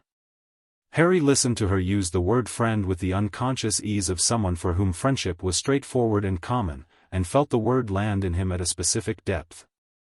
He made them both cheese on toast for dinner because it was quick and he was absorbed in a thought, and Hermione ate hers while cross-referencing 2 of the wizarding books with the kind of focused appetite, both kinds, of someone for whom information was nourishment.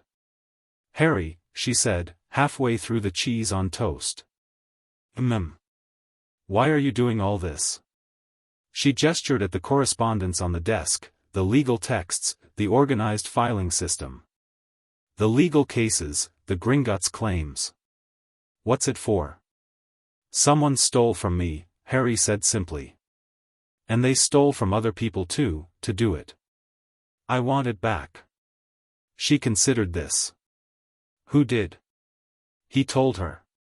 Not everything, not the full legal detail, not the Wisengamot seats or the ministry filings, but the shape of it. Dumbledore, the money, the 8 houses, the 8 years of a cupboard under the stairs that was 3 feet wide and 6 feet long. Hermione was very quiet when he finished. "I'm sorry," she said. She said it without any of the excessive sympathy that Harry had learned to find uncomfortable.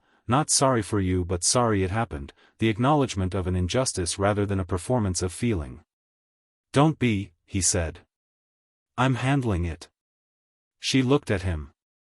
"I know," she said. "That's not why I'm sorry." She paused. "Do you need help?" "Yes," Harry said, without pretending otherwise. "You can read Latin. Can you read French?" "Working on it," she said, mirroring him, and he smiled again. He met Neville Longbottom 3 weeks later in Diagon Alley.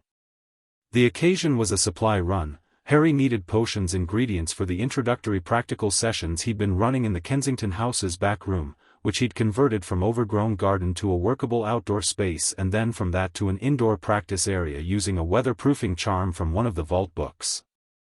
He was in Slug and Jigger's apothecary, working his way through a list, when he heard the sound of someone behind him and turned to find a round-faced boy approximately his own age sitting on the floor between 2 display shelves with a very large book open across his knees and an expression of intense concentration. "That's the Longbottom crest," Harry said, looking at the crest on the boy's bag, which was visible over his shoulder. The boy looked up.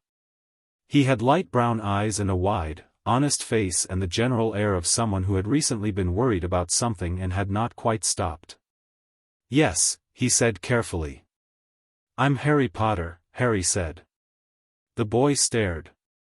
"You can say something," Harry offered. "Sorry," he said. Yes. I'm Neville Longbottom. My gran brought me to get supplies but she's next door at Madame Malkin's and I was looking at this." He held up the book, Advanced Herbology, a practical companion, with the slightly defensive air of someone expecting to be teased. "I know it's not, that's a good book," Harry said. "The chapter on mandrakes is excellent." Neville stared again, differently this time. "You've read it?" "My vault had a copy.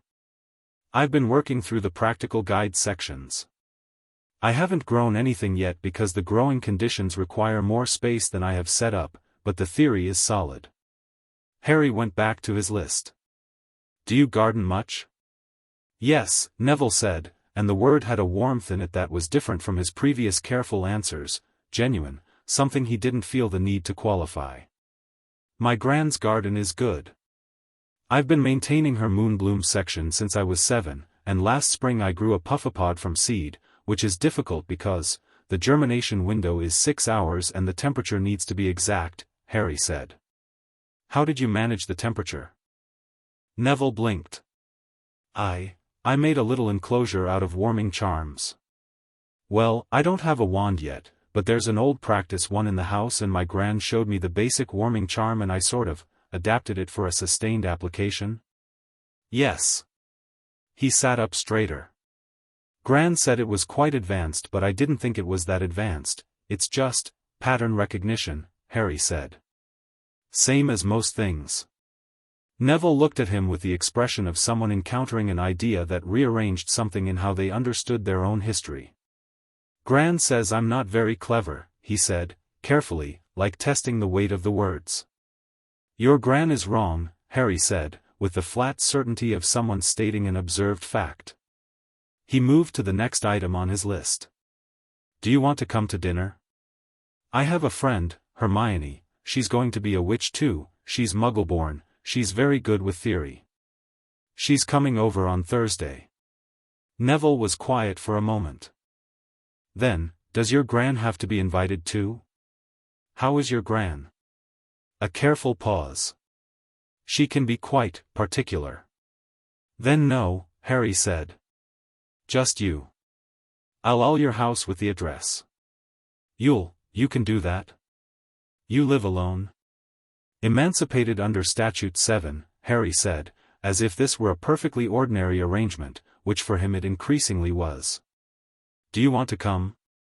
"Yes," Neville said. "Very much."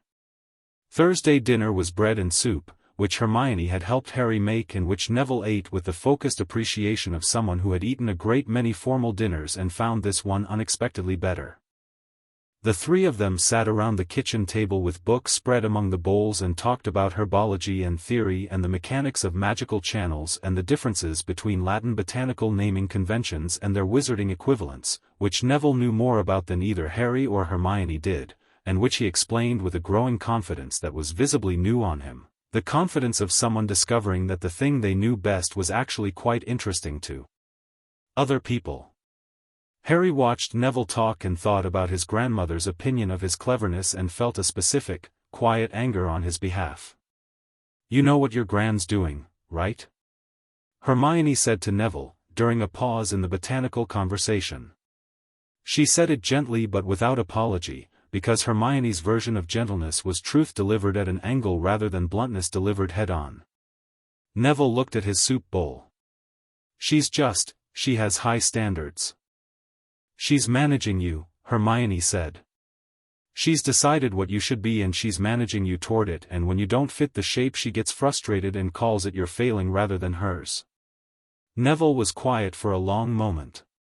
"Your parents," Harry said carefully. Ragnarok mentioned, when we went through the Noble House records, that the Longbottom account had irregularities too." He set his spoon down. "Not as significant as mine, but there were expenditure patterns that suggested the Longbottom estate was being managed in ways that weren't." He stopped. Neville looked at him with those light brown eyes, and there was something in them that Harry recognized from mirrors. The particular look of someone who had spent a long time not asking a question because they weren't sure they could handle the answer. "My parents are in St. Mungo's," Neville said. "They were tortured by Death Eaters, after you know who fell.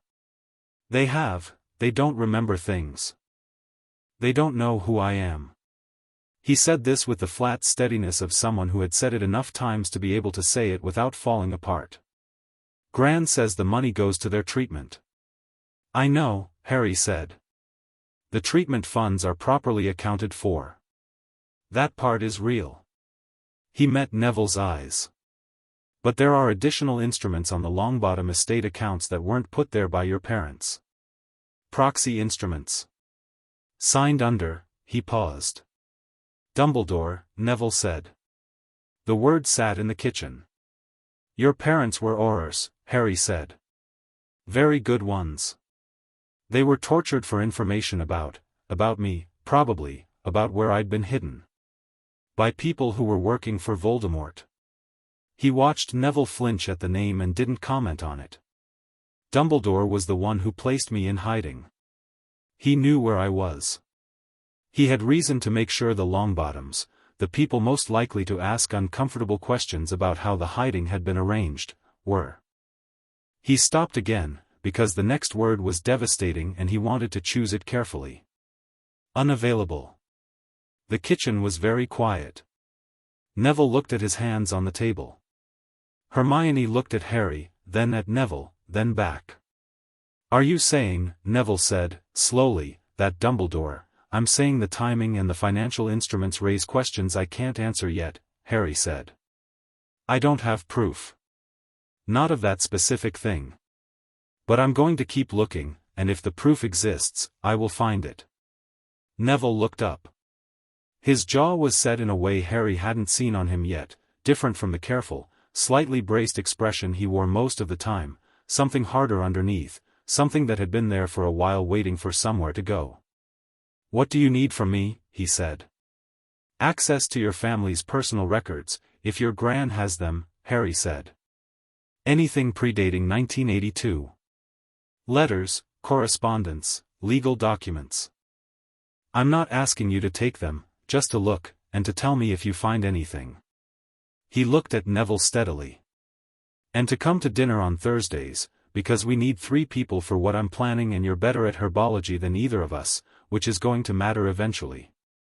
Neville looked from Harry to Hermione. Hermione gave him a small, genuine smile. "All right," Neville said. The Gringotts report that arrived on a cold January morning, for weeks after the Thursday dinners had become a regular institution, was the one Harry had been waiting for. He read it standing at the correspondent's desk before he'd even made breakfast, still in his socks on the cold floor, and then he read it again, slower, making sure he had it right. The ICW had formally acknowledged Gringotts' inheritance claims. All 8 houses. The acknowledgement meant the claims were now on the official international record and could not be suppressed by domestic ministry action. It also meant the ICW's inheritance charter was now in active consideration for the case, meaning that Dumbledore's role as supreme mugwump was now, for the first time, a liability rather than an asset, because it put him in a direct conflict of interest in a formal international proceeding. The second page of the report was the Black case update. Amelia Bones had filed the formal Wisengamot review request. It had been assigned a docket number. It was on the schedule for the next full session, which was in 8 weeks. 8 weeks. Harry set the report down. He walked to the kitchen, started the kettle, and looked out at the garden, properly cleared now, stone path visible all the way to the back wall, the rows cut back to a manageable structure, a small section near the kitchen window where Neville had, on his second Thursday visit, planted 3 specimens of a wizarding herb variety that were now, improbably and pleasingly, showing small green shoots despite January. 8 weeks. He thought about Sirius Black in Azkaban. 8 years in a stone cell because a case file 2 inches thick contained no trial transcript, no interview record, no tested evidence. 8 years because Dumbledore had needed the Black family proxy and needed Harry contained and had solved both problems in the same move, as he apparently always did, the efficient, terrible logic of a man who saw people as problems to be optimized. Harry thought about what Ragnarok had said at the beginning. He genuinely believes everything he has done was necessary. He thought that might be the worst part of it. Not malice but certainty. Not cruelty but arithmetic. The kettle boiled. He made tea. His mother called down from the sitting room, "What was in the post?" The ICW confirmed, Harry called back. A pause. Then his father's voice, quieter than usual, "Serious?" 8 weeks, Harry said. A longer pause. "Come up," his mother said. "Come have your tea up here." He carried his cup upstairs and sat in the reading chair across from the portrait, and his parents sat together in the painted room, his father's arm around his mother's shoulders, her leaning slightly into him, and for a while none of them said anything. "Tell me about him," Harry said. "Sirius. Tell me what he was actually like." His father looked at the middle distance for a moment with an expression that was memory and grief and something else, something warm. "He was the loudest person I ever knew," he said. "Not just in volume, although that too. In everything. He occupied rooms like they'd been waiting for him specifically. He laughed at the worst moments, not because he didn't care but because he cared so much he needed to find something funny or he'd lose his mind." He paused. "He was the most loyal person I've ever known. Not easy, he wasn't easy, he had a temper and opinions and he held grudges like they were assets, but loyal, absolutely and without qualification. He held you the day you were born," his mother said to Harry. "He held you and said," she stopped, pressing her lips together briefly. "He said, 'This one's going to be trouble.' Like it was a compliment. Like it was the best thing he'd heard in years." Harry held his teacup and thought about a man he'd never met who had said this one's going to be trouble and meant it as love. 8 weeks, he said again. 8 weeks, his father agreed. Outside, the winter morning moved through Kensington with the steady, indifferent pace of the world not knowing or caring about the conversations happening inside particular houses. The rose canes made small scratching sounds against the kitchen window in the wind. The green shoots in Neville's herb section were very small and very certain, pushing up through cold soil toward a sun that was, technically, nowhere near warm enough for them yet. Harry drank his tea and thought about the Wisengamot docket number and the ICW acknowledgement and Amelia Bones's tight jaw when she'd looked at that thin folder, and 8 weeks felt like a very manageable distance. He had learned, in the past 6 months, that most distances were manageable if you thought about them properly. The cupboard had been 3 feet wide and 6 feet long and had felt permanent, and it had taken 1 letter and 1 night and 1 set of documents to make it as gone as if it had never existed. Dumbledore had spent 8 years building what he'd built, and Harry had been unbuilding it for 6 months, and the pace of the unbuilding was accelerating. He reached over to the side table and picked up his notebook, turned to a fresh page, and began drafting his strategy for the Wizengamot hearing. Hermione was coming on Thursday. She'd been working through wizarding procedural law with the specific ferocity she applied to everything, and her notes were, if he was honest, more organized than his own. Neville had found 2 letters in his grandmother's study, predating 1982, written in formal ministry language, referencing arrangements made for the Longbottom estate at the instruction of a senior member of the Wizengamot, name redacted, and had photographed them with a Muggle camera and sent the photographs to Harry in a Gringotts-sealed envelope with a note in his careful, slightly cramped handwriting that read, "I found more. Come over."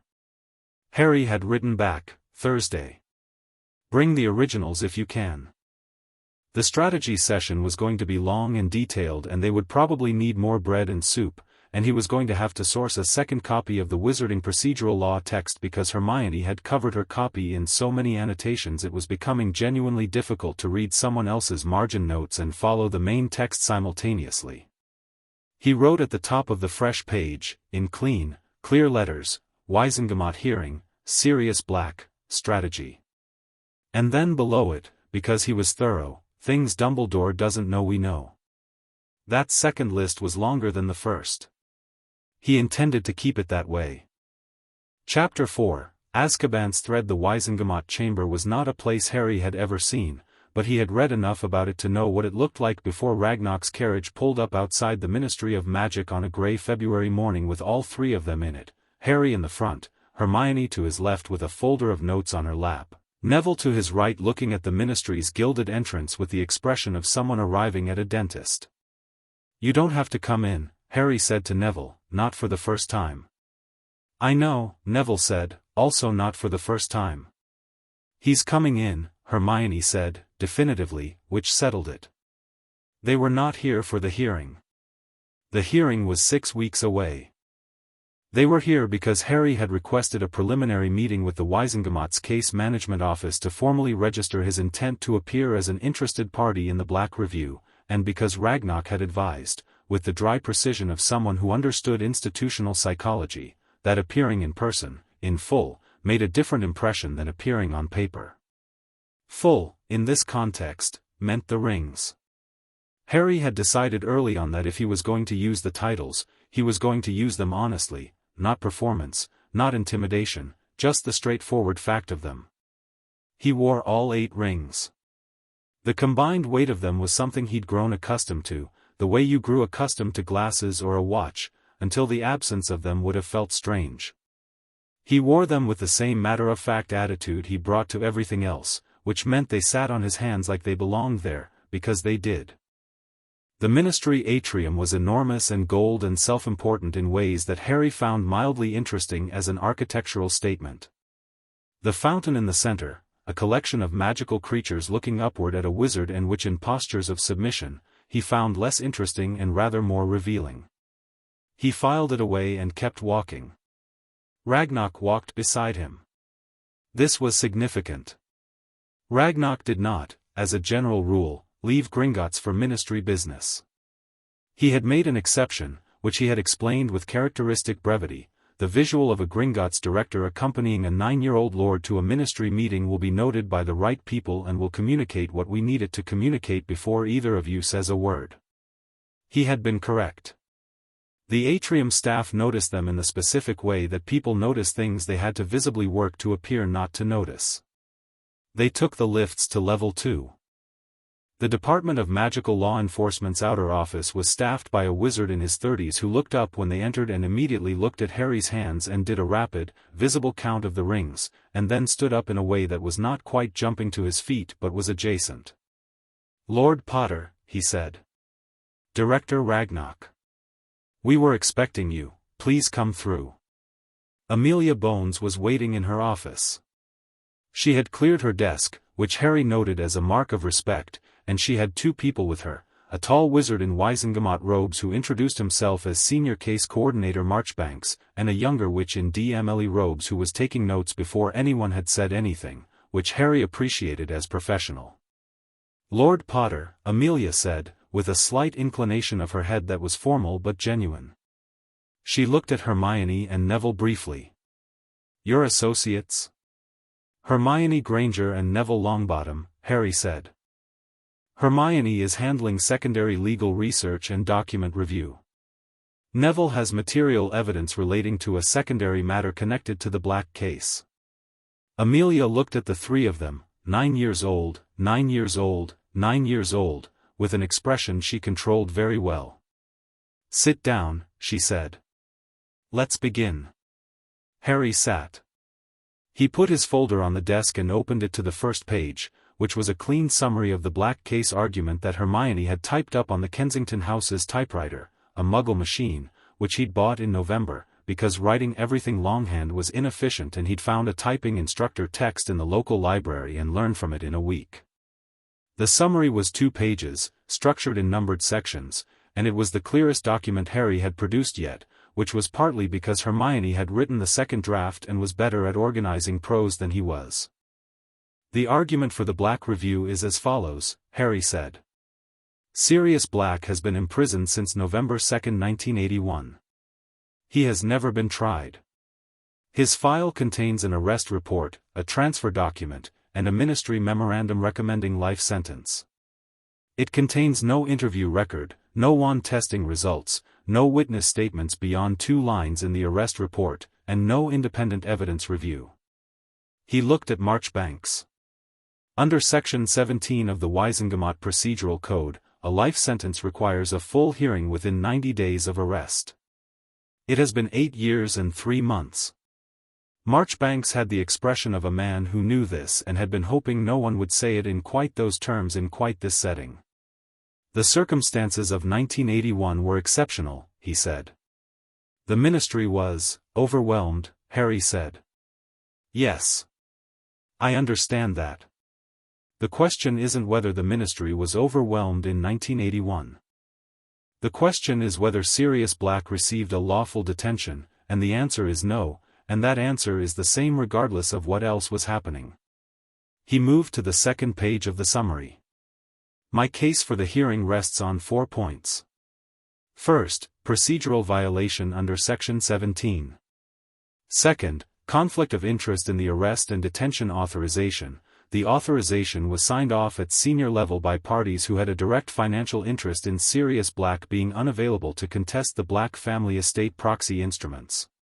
Third, the charge itself, that Black betrayed my parents' location to Voldemort and subsequently killed 13 people, has never been tested against physical evidence. The wand used in the alleged killing was never formally examined. And fourth," he paused. "The actual secret keeper for my parents' location was not Sirius Black." The room was quiet. Amelia Bones had gone very still. "The Potters performed a Fidelius charm," Harry continued. "The intended secret keeper was Sirius Black. But at the last minute, before my parents died, the secret keeper was changed to Peter Pettigrew." He watched their faces. "Pettigrew is officially listed among Black's victims, killed that day, body never recovered. But no body means no confirmed death. And if Pettigrew was the actual secret keeper, then Black did not betray my parents because he did not know where they were." Hermione, very quietly, pushed a second document across to Harry, which he slid across the desk to Amelia. It was a copy of the Fidelius charm theory section from one of the vault books, annotated in Hermione's handwriting with the specific clause that addressed secret keeper transfers. Amelia picked it up. She read it. She set it down and looked at Harry and said, "How did you find out about the secret keeper change?" "My parents' portrait," Harry said. "And my father's journals in the family vault." Another pause. "This is," Marchbanks started. "Sufficient grounds for a review," Amelia said, cutting him off cleanly. She said it to Marchbanks, but she was looking at Harry. More than sufficient. She picked up her quill. Lord Potter, I'm going to be direct with you. This case review is going to create significant institutional pressure. There are people at senior levels of this ministry who do not want Sirius Black's case reconsidered, and those people have reasons that go beyond mere embarrassment at a procedural failure. She met his eyes. Do you understand what I'm saying? Dumbledore's people, Harry said. She didn't confirm or deny that. She didn't have to. I am telling you to be prepared for the hearing to be challenged, delayed, or disrupted. I am also telling you, she glanced at Ragnarok, briefly, acknowledgingly, that I will do my job. The law is the law. Thank you, Director, Harry said. He meant it, and she heard that he meant it, and something in her expression shifted slightly, not softened. She was not a person who softened, but adjusted, the way a professional adjusted to an unexpected variable they decided to accept. You said Lord Longbottom had material evidence on a secondary matter, she said. Neville had been sitting very still through the entire exchange, which Harry had noticed and appreciated. He was not invisible, the Longbottom crest was on his bag and Amelia had clearly registered it, but he had the particular stillness of someone who had learned to be quiet in rooms with powerful adults and was choosing, rather than being forced into, the quiet this time. He reached into his bag and produced a manila envelope. Inside were the photographs of the 2 letters he'd found in his grandmother's study. He slid them across the desk. These are from my grandmother's correspondence files, Neville said. His voice was steady in the way it became steady when he decided to be steady, which was different from being naturally calm. It was the steadiness of effort, and it was, Harry thought, considerably more impressive for that. They referenced the Longbottom estate accounts and mention arrangements confirmed by the Wisengamot senior member, name redacted. The dates are December 1981 and March 1982. Amelia read them. Her jaw tightened. We're not filing a separate case today, Harry said. The Longbottom matter is secondary and needs more documentation. But I want it on the record that it exists, because it connects to the Black case through the same set of proxy instruments and the same signature. Noted, Amelia said. Her voice had a quality to it that suggested Noted was doing significant work. They were in the building for an hour and 20 minutes. On the way out, in the lifts, Neville let out a long, slow breath that he'd clearly been holding for some time. Hermione checked her notes and made 2 small additions in pencil.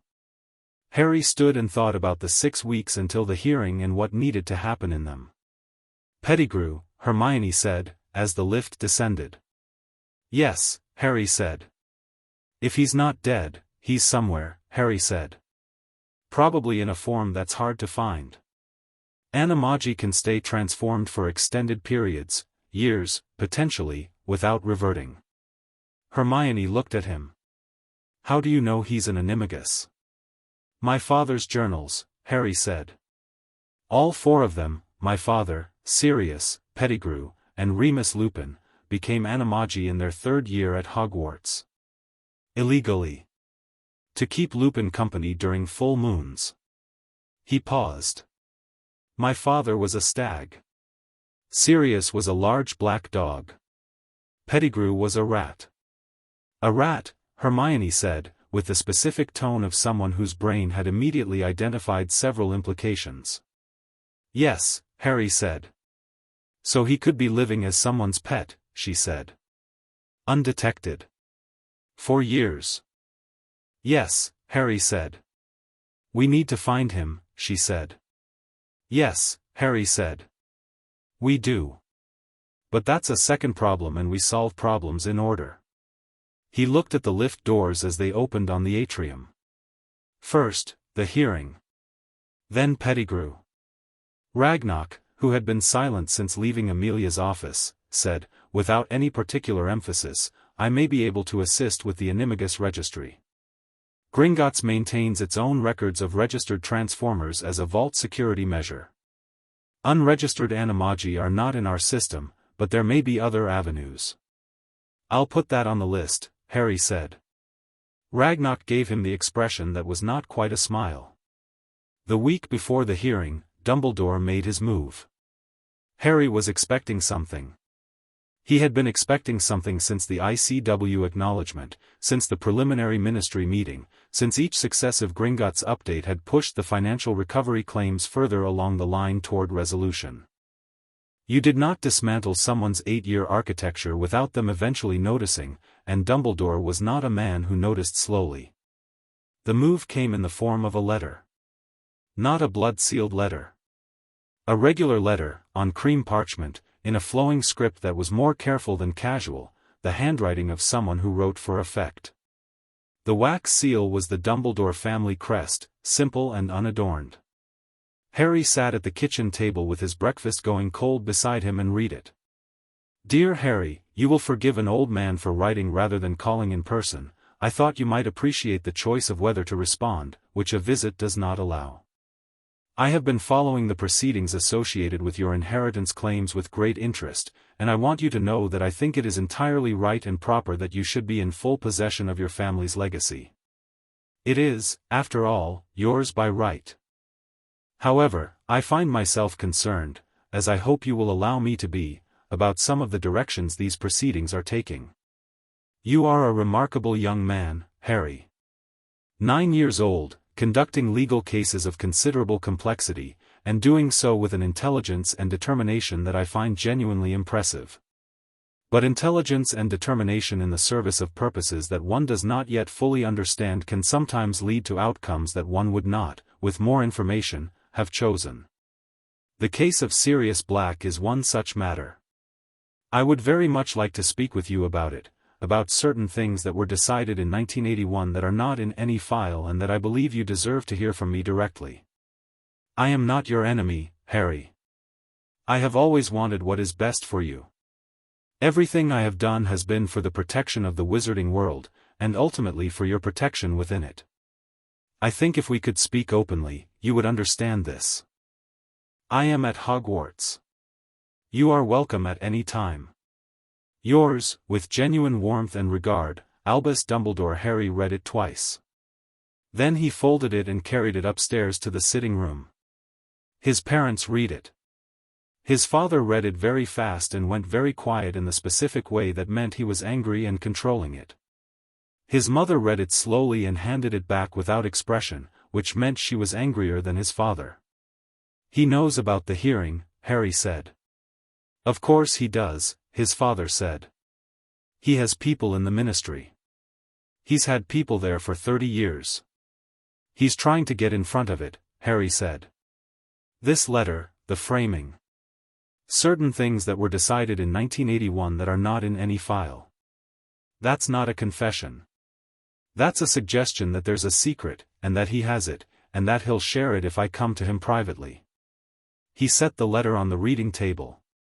If I go to him privately, he controls the setting, the information, the framing. He gets to tell me what he decided to tell me, and I have no way to verify it, and afterward he gets to say that we spoke and reached an understanding. Which he would then use to suggest the hearing was unnecessary, his mother said. Yes, Harry said. Don't go, his father said. I'm not going, Harry said. But I'm going to reply. He wrote the reply at the correspondence desk, in his clean, precise handwriting, on plain white Kensington notepaper. He did not use the Gringotts letterhead. He did not list his titles. He wrote as himself, which he had decided was more unnerving than any title could be. Professor Dumbledore, thank you for your letter. You are correct that I would prefer correspondence to a visit. You are also correct that I am dealing with matters I do not yet fully understand, that is, in fact, why I began the process of understanding them, which I'm sure you appreciate. I do not think a private meeting would be helpful at this stage. If there is information you believe is material to the case of Sirius Black, I would invite you to submit it through the Wisengamot Case Management Office as formal evidence, where it can be properly considered by all parties. I understand that the Case Coordinator's Office accepts submissions up to 5 days before the hearing date. I should also mention, since you raised the subject of protection, that I have recently been reviewing the emergency guardianship instruments that were filed after my parents' deaths.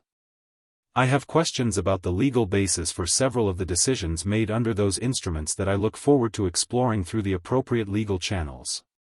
I am glad to hear you have always wanted what is best for me. Harry Potter. He read it over once. He thought about adding something, and then didn't, because the letter was doing exactly what it needed to do. It was a door closed politely but completely, with a very clear view of what was on the other side of it. He sealed it with plain wax, no crest, and sent it with the post. His mother read it over his shoulder before he sent it. "That," she said, "is the most quietly terrifying letter I have ever read."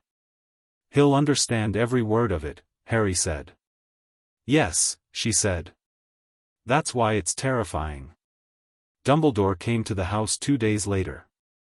Harry knew he was coming before he knocked. The Fidelius charm made the house invisible to those not told the address, but it also made the ward system around it extremely sensitive, and the ward system registered someone standing on the street directly outside with a detection charm running. Not aggressive. Searching. Harry was in the back room doing a practical session with a vault book on basic wand movements. He had borrowed a practice wand from Ragnarok, a plain thing with no core, good only for practicing physical gestures, when the ward alarm tripped. He set the practice wand on the table and went to the front window and looked out through the curtain gap. Dumbledore was standing on the pavement. He was exactly what Harry had expected from every description and every portrait: tall, very old, silver-haired, wearing robes that managed to look both magnificent and slightly eccentric. He had a long nose and half-moon glasses, and he was looking at the space where the house was with the expression of someone who knew exactly what they were looking at. He raised his hand and knocked on air. The ward system interpreted this as a knock and transmitted it to the door as a sound. Harry went downstairs. He opened the door. Dumbledore looked at him, and Harry looked at Dumbledore, and neither of them said anything for a moment. Dumbledore's eyes were very blue, Harry noticed. A warm blue, the kind of blue that communicated kindness in the way that some people communicated wealth, deliberately, with precision, aware of its own effect. He had the bearing of someone who had spent 70 years being the most important person in every room he entered and had settled into it the way water settled into a container's shape. "Harry," he said, warmly. "Professor Dumbledore," Harry said. A brief pause, too short to be awkward, in which Dumbledore registered the formal address and adjusted. "I hope you'll forgive the visit. I find that letters, however eloquent, leave so much unsaid." "I find them quite efficient," Harry said. "Particularly when what needs to be said is on the page." Dumbledore looked at him. The warmth in his eyes had not changed, it was consistent, which was either genuine or practiced so deeply it had become indistinguishable from genuine, and Harry wasn't sure which was more important to determine. "May I come in?" Harry considered this for exactly as long as it took him to decide that he would rather have the conversation inside, where his parents were, than on the doorstep. "Yes." He led Dumbledore to the sitting room. His parents were in the portrait. He had not warned them, because there had been no time, but his father's expression when Dumbledore walked in was entirely adequate as a warning in itself. His mother was very still. Dumbledore saw the portrait immediately. He stopped. For the first time since the door had opened, the composed, warm certainty of his bearing shifted. It was not guilt exactly. Harry watched carefully and filed his observations with the precision he applied to everything. It was something more complex than guilt, an emotion that had been through several iterations and settled into something that had the surface texture of grief but underneath was the harder substance of justification. He had told himself whatever story he needed to tell himself, and seeing them had not broken the story open. It had, Harry thought, merely made it heavier. "James," Dumbledore said quietly. "Lily." "Albus," his father said. His voice was very controlled. "You look well," Dumbledore said. "In the portrait, I mean." "You look, sit down, Dumbledore," his father said. Dumbledore sat. Harry sat across from him. The low table was between them, and on it Harry had left the copy of the black case summary from the ministry meeting, visible but not staged. It was genuinely where he'd left it. He watched Dumbledore's eyes move to it and away. "You're here about the hearing," Harry said. "I'm here about you," Dumbledore said. "About whether you understand the full implications of what you're setting in motion." He clasped his hands in his lap, a gesture of considered patience. Harry noted. "You are doing something extraordinary, Harry. The legal acumen you're demonstrating, the strategic thinking, it is genuinely remarkable for someone of any age, let alone 9. But, I'm going to stop you there," Harry said, "because I've noticed that the sentence structure you're using always puts a complement before the actual point, and I think we'll get through this faster if we skip to the point." Dumbledore paused.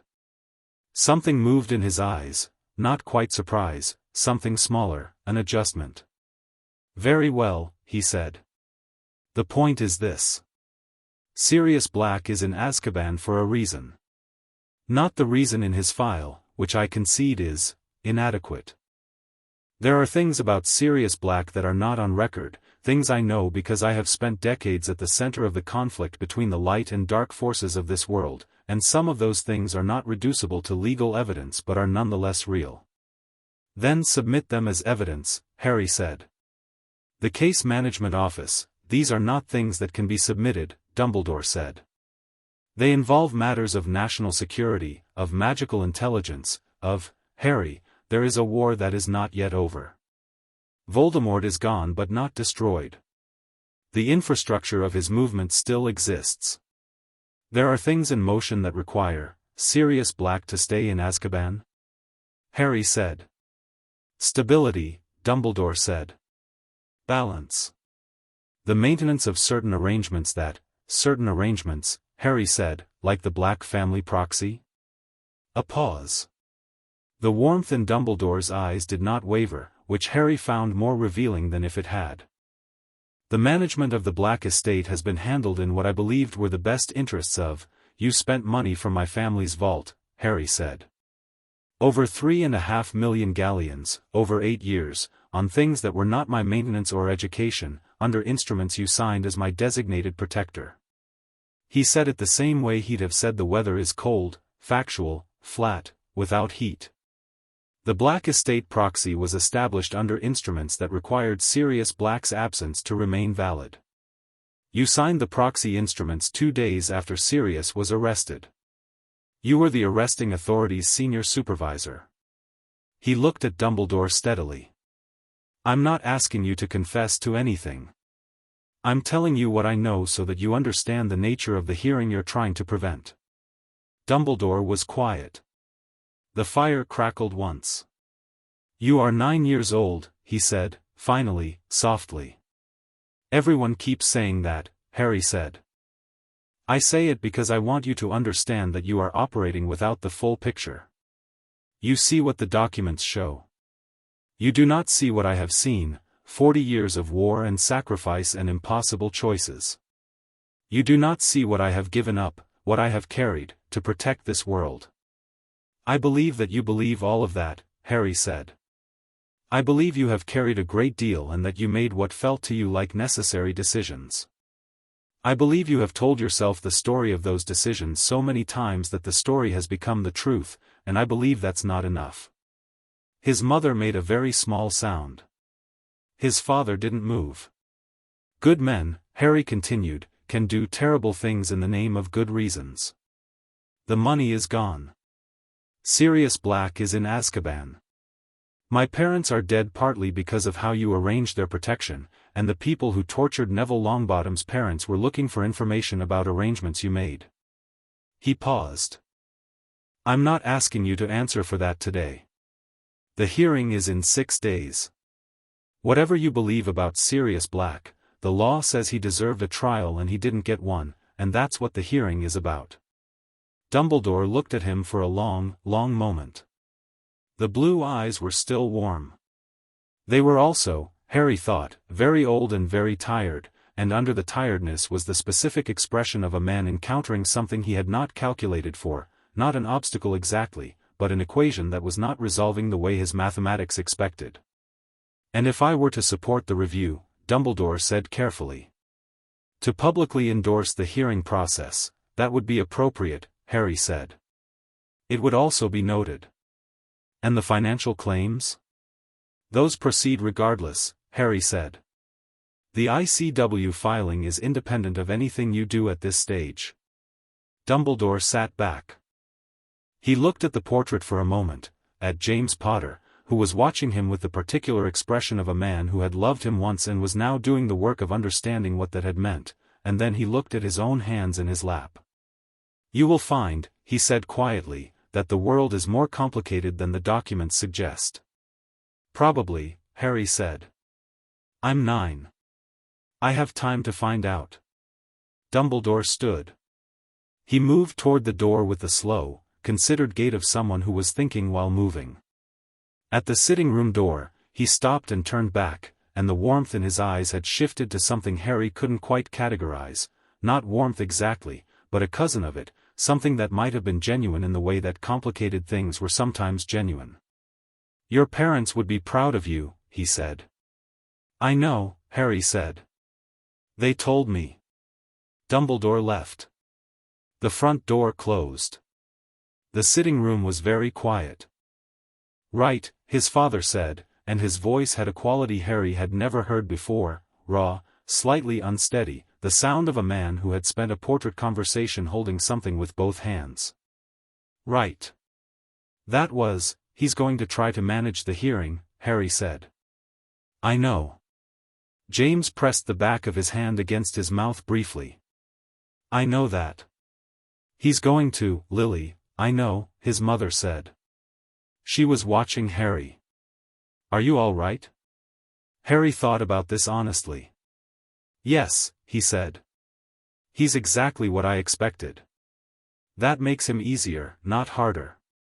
He's also, his father said carefully, still the most powerful wizard in Britain, in terms of raw magical ability and institutional weight. Do not mistake understanding him for having handled him. I know, Harry said. That's what the next 6 days are for. He told Hermione and Neville that night, come tomorrow. Bring everything. Hermione arrived at 8 in the morning with 4 folders, a fresh pencil case, and the expression of someone who had been up until midnight and had not found this a hardship. Neville arrived at 9:30 with his grandmother's original letters. He'd taken them, he explained with a steadiness that was also a kind of quiet declaration, and a small pot of the wizarding herb from the garden, which he'd brought because he'd said he wanted to check on it and which Harry thought was perhaps also about needing something normal to do with his hands. They worked all day. Harry outlined the hearing strategy, which had evolved considerably since his first notes 6 weeks ago. Hermione argued 2 of his procedural points and was right about one of them, which he corrected. Neville cross-referenced the Longbottom letters against the Black proxy documentation with a focused, methodical attention that belied his grandmother's assessment of his cleverness at every turn. At 3 in the afternoon, Hermione looked up from her folder and said, Harry. The wand. Which wand? Pettigrew's wand, she said. Or rather, the wand used to kill the Muggles on the street the day Sirius was arrested. Sirius's wand was never tested, but the wand that was used, if the killing curse residue is on a wand, it stays. She slid a page of notes across to him. I found the precedent in the 3rd volume of the case law series. Priori incantatem evidence is admissible even after extended time, because the magical trace is sealed into the wand's core. If we can find the wand that was actually used, we can prove who cast the spell. Harry read her notes. He read them twice. Where would the wand be? Neville asked. Horror evidence storage, Harry said. If it was collected from the scene. He looked at Hermione. Can we subpoena horror evidence storage through the hearing? Under the Wisengamot Evidence Disclosure Act, yes, she said. She had already underlined the relevant clause. Harry looked at her across the table. You've been working on this for weeks, haven't you? Since the day you told me about Pettigrew, she said simply. Someone had to work backwards from the wand. Write it up for the hearing submission, Harry said. That goes in tomorrow. She was already writing. Harry looked at the three of them, at Hermione's bent head and moving pencil, at Neville's careful cross-referencing, at the small herb pot on the windowsill catching the afternoon light, and felt the specific satisfaction of a shape becoming visible. Not complete, not yet, but clear. Ragnarok's latest update was on the table beside him. The financial recovery claims were 90% processed. The ICW Charter Review was formally in session. The Wisengamot hearing was in 6 days. Sirius Black was in a stone cell somewhere under the North Sea, and had been for 8 years, and Harry was 10 days away from changing that. He picked up his pen and added the wand subpoena to the hearing strategy document. Outside, Neville's herb shoots in the garden were 4 inches tall now. They had absolutely no business being that tall in February, in London, in a garden that had been derelict 6 months ago. But they were. Chapter 5, The Trial of Sirius Black. The Wisengamot chamber was below the ministry, deep enough that the lifts didn't reach it directly.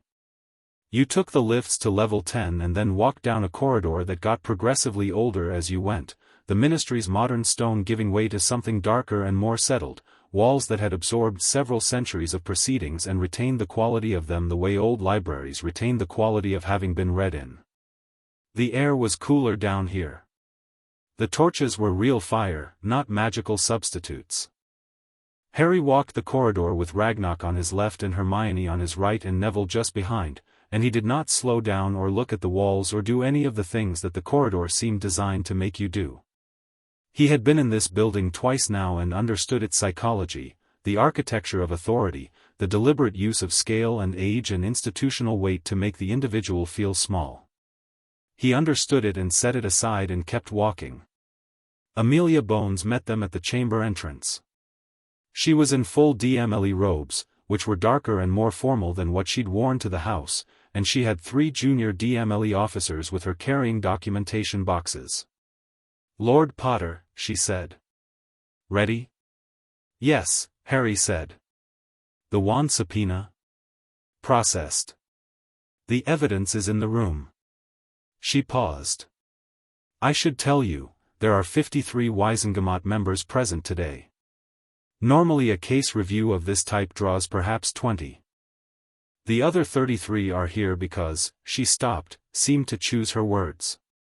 "Because of who you are, and what you're doing, and because this hearing has become rather more publicly known than a standard case review." "Dumbledore?" Harry said. "He holds 14 seats by various appointment instruments," Amelia said. "All occupied today." Harry nodded. He had expected this. "And my seats?" 8 are registered in your name. The certification came through from Gringotts yesterday, all 8 are active and voting." She met his eyes. "That's 8 against 14, with the remainder uncommitted. You'll need to move some of those uncommitted seats." "I know," Harry said. "Let's go in." The chamber was circular, tiered, with the Wisengamot members seated in curved rows above a central floor that contained a single chair with chains, the defendant's chair, currently empty, which it would remain for this preliminary review. Harry had read about the chair. He looked at it once and looked away. He was led to the floor level, which was where interested parties sat. Ragnarok sat to his right, a presence that Harry knew was making specific calculations run in specific minds above them in the tiered seats. A Gringotts director sitting at floor level with the claimant was a statement that needed no words. Hermione sat to his left with the documentation folders stacked precisely on the small table before them. Neville sat at the end, straight-backed and quiet, with his grandmother's letters in a sealed evidence envelope before him. Harry looked up at the Wisengamot. He found Dumbledore immediately, not because Dumbledore was the most visibly prominent figure, though he was, but because Dumbledore found him at the same moment and their eyes met across the chamber with the specific directness of 2 people who have already had the most important conversation and are now here for its formal consequences. Dumbledore's expression was composed and kind and gave nothing away. Harry held the eye contact for 3 seconds and then looked at the presiding member. The presiding member was Chief Warlock Tiberius Ogden, a short, broad-shouldered wizard in his 70s with the specific pragmatic authority of someone who had chaired a great many contentious sessions and had developed strong opinions about procedural efficiency. He rapped his gavel and the chamber came to order. "This session is called," Ogden said, "for the formal review of the detention of one Sirius Orion Black, held since November 2, 1981, without formal trial proceeding. The review is initiated under Section 17 of the Wisengamot Procedural Code on petition of Lord Harry James Potter, Lord of the Noble Houses of Potter, Black, Peveril, Gryffindor, Slytherin, Ravenclaw, Hufflepuff, and Gaunt, represented in person." He looked at Harry over the top of his glasses. "Lord Potter, this is your petition. You may present." Harry stood. He looked up at 53 witches and wizards in formal robes looking down at him, a 10-year-old boy, not quite 5 feet tall, with 8 rings on his hands and a 2-page summary on the table in front of him, and he felt nothing that resembled nervousness. What he felt was the clean, specific focus of a problem well prepared for, the same feeling he'd had in Ragnarok's office on the first night when the pieces had started assembling on the desk in front of him. On November 2, 1981, Harry said, Sirius Orion Black was arrested and transferred directly to Azkaban without interview, wand testing, evidence review, or hearing. His detention record contains 4 documents. I have submitted copies to the session clerk. He paused, letting the number land. 4 documents. For a life sentence. Section 17 of the Procedural Code requires a full hearing within 90 days of arrest. That hearing did not occur. On that basis alone, his detention is unlawful, and I am petitioning for his immediate release and formal retrial. A murmur moved through the chamber. Not loud, Wisengamot proceedings were not audiences, but present. The ministry's position, said a wizard in the second row above, whom Harry identified as Senior Under-Secretary Crouch, speaking with the brisk authority of someone who had been waiting to speak, is that the exceptional circumstances of 1981 provided for emergency detention provisions under which statute? Harry said. Crouch stopped. The Wisengamot's emergency detention provisions under the 1975 wartime addendum, Harry continued, because he knew the answer, require that emergency detentions without hearing be reviewed within 1 year of the emergency's resolution. The emergency in question was the first fall of Voldemort in 1981. The ministry declared the emergency resolved in February 1982. He looked at Crouch. It has been 8 years. The review has not occurred. The addendum was not followed. Crouch's expression was the expression of a man whose argument has been located in his own hand. Furthermore, Harry said, the wand testing that was not conducted at arrest is a matter of evidentiary record that can still be corrected. I have subpoenaed the wands collected from the scene of the Godric's Hollow Street incident of November 2, 1981, and I am requesting that the session's assigned priori incantatem examiner review them now, in this chamber. Ogden looked at the DMLE evidence officer, who was already moving toward the evidence table at the side of the chamber. The subpoena was properly filed and approved, Ogden said. Examiner Proudfoot, if you would. A witch in ministry robes, examiner grade, not standard DMLE, stepped forward from the side of the chamber and approached the evidence table. She was methodical and unhurried, the kind of professional who had performed the same task many times and found repetition clarifying rather than dull. She set the 3 wands from evidence storage on the examination table and produced her own wand. The chamber watched. Harry watched Dumbledore while everyone else watched the examiner. Dumbledore was very still. The warmth in his eyes had been replaced, at this specific moment, with a focused attention that was the first genuinely unguarded expression Harry had seen from him, not the composed kindness, not the tired wisdom, but something older and more calculating underneath. He was watching the examination table the way Harry was watching him, and Harry thought, with quiet certainty, that Dumbledore already knew what the wands were going to show. Examiner Proudfoot raised her wand and cast the trace spell over the first wand. A spell history trail rose from it, visible to the chamber, white light threading upward in a sequence of spell signatures. The chamber could see it was a standard use record, minor household charms, nothing relevant. The second wand. Proudfoot cast again. The trace rose, and it was different, darker in the signature, more complex, and as it assembled above the wand the chamber made a collective, involuntary sound, because what the trace showed was not the signature of a killing curse, and not the specific magical fingerprint of a mass-blasting curse, it was a summoning charm. A portkey trigger. Something that opened a passage. "That's an escape portkey trace," Ragnarok said quietly at Harry's side. He said it quietly enough that only Harry heard. Someone used that wand to open a portkey at the scene.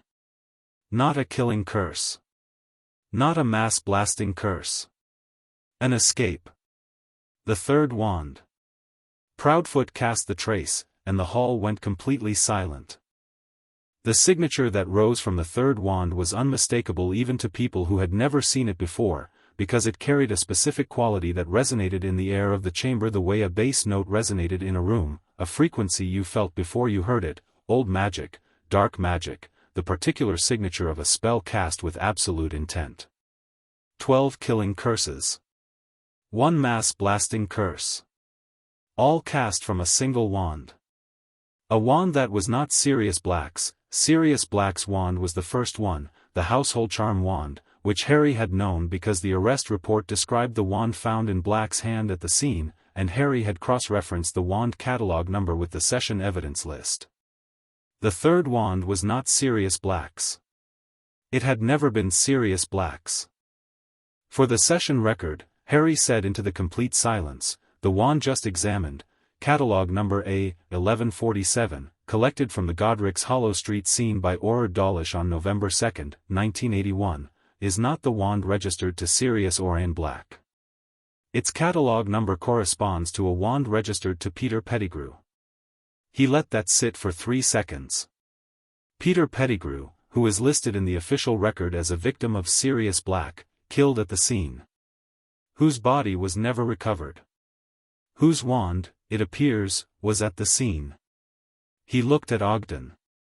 I would like the session record to note that the evidence shows that it was Peter Pettigrew's wand that cast all spells resulting in deaths at the scene, and that Sirius Black's wand carries no traces of any offensive magic of any kind.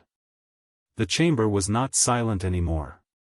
It was the controlled but unmistakable sound of 53 witches and wizards processing a fundamental revision of a thing they had believed for 8 years. Crouch was on his feet. The interpretation of wand trace evidence requires, Examiner Proudfoot is a ministry-certified priori incantatem specialist, Harry said, still looking at Ogden. Her testimony is the standard for wand trace interpretation in this chamber. I haven't interpreted anything, I've simply read the catalog numbers. Ogden rapped his gavel twice, restoring order. His expression, which had started the session in the careful neutrality of an experienced chair, had shifted into something that was not neutrality, something that was reading the same documents Harry had been reading and arriving at the same conclusions with the compressed, efficient anger of a man who understood what had been done here and by whom. Is there a representative for the original detention authorization present?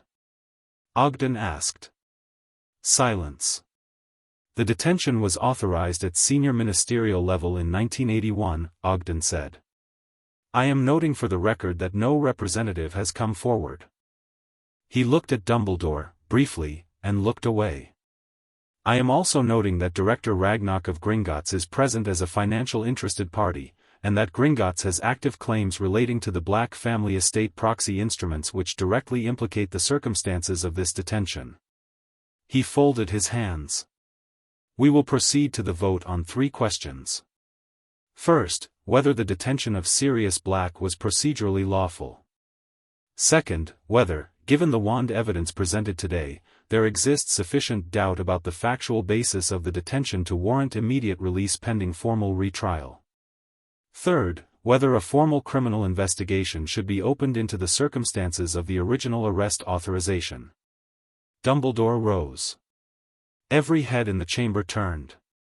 He rose slowly, with the gravity of someone who understood that every movement they made was being watched and who had long ago made this work for rather than against them. He was still composed. He was still warm. He looked like exactly what he had always been, in the perception of everyone in this chamber, the greatest wizard of the age, the defeater of dark lords, the man who had stood between the wizarding world and its own destruction more than once. "Chief Warlock," he said, and his voice was everything it had always been, resonant, considered, carrying the specific authority of someone whose voice had shaped events for 50 years. "Before we proceed to the vote, I would like to make a brief statement." Ogden looked at him. "You have the floor, Chief Warlock Dumbledore." "I have been following these proceedings," Dumbledore said, "with great care. What has been presented today," he paused, and the pause was precisely calibrated, and Harry watched it calibrate, "is material that I find myself unable to dismiss. The procedural failures are real. I was not fully aware of the extent of those failures at the time, and I take responsibility for not ensuring greater oversight." He turned his gaze to Harry, and the blue eyes were warm again, so warm, and Harry thought, here it is. Lord Potter has conducted himself throughout this process with remarkable integrity. The evidence speaks for itself. I will be supporting the motion for release pending retrial. A murmur through the chamber. Surprise, approval, the particular sound of a crowd watching a narrative resolve in the direction they found satisfying. Harry looked at Dumbledore and understood exactly what was happening. This was not capitulation. This was management. Dumbledore was standing up and supporting the motion because standing up and supporting the motion, giving ground here, publicly, graciously, was the way to preserve everything else. He was taking the smaller loss to protect the larger position. He was being seen to do the right thing so that the question of why the right thing hadn't been done 8 years ago became less pressing. It was intelligent. It was masterful, actually. And it was completely irrelevant to what Harry was about to do. He stood up. "Chief Warlock," Harry said. Ogden looked at him. "I appreciate Chief Warlock Dumbledore's support for the motion," Harry said. "I'd like to note, for the session record, that the Gringotts financial recovery claims which are currently in active ICW proceedings relate directly to decisions made by Chief Warlock Dumbledore in his capacity as designated protector of the Potter estate, and that several of those decisions directly involved the Black family proxy instruments under which Sirius Black's imprisonment was a necessary condition." He kept his voice even, without any editorializing, just the facts in sequence. "I am noting this so that the session record reflects the conflict of interest involved in the original detention authorization and so that Chief Warlock Dumbledore's 14 Wisengamot votes on this matter, while legally valid, are understood in context." He sat down. The chamber was very, very quiet. Dumbledore looked at Harry, and for the first time the warmth in his eyes was not the dominant thing. Underneath it was something else. The look of a man who had calculated the room and found that the calculation did not account for the 10-year-old at floor level who had just, calmly and publicly, explained exactly what Dumbledore was doing and why. Not an accusation. Not a speech. Just the facts, in sequence, in the record. Ogden cleared his throat. "We will proceed to the vote." The first question, procedural lawfulness of the detention, carried 89% in favor of unlawful. Not unanimous, because there were 3 members who voted against any motion regardless of evidence as a matter of temperamental habit, but decisive. The second question, immediate release pending retrial, carried 71%. Dumbledore's 14 seats voted in favor, which pushed the number up, which Harry noted without irony as the one genuinely useful thing Dumbledore had done today.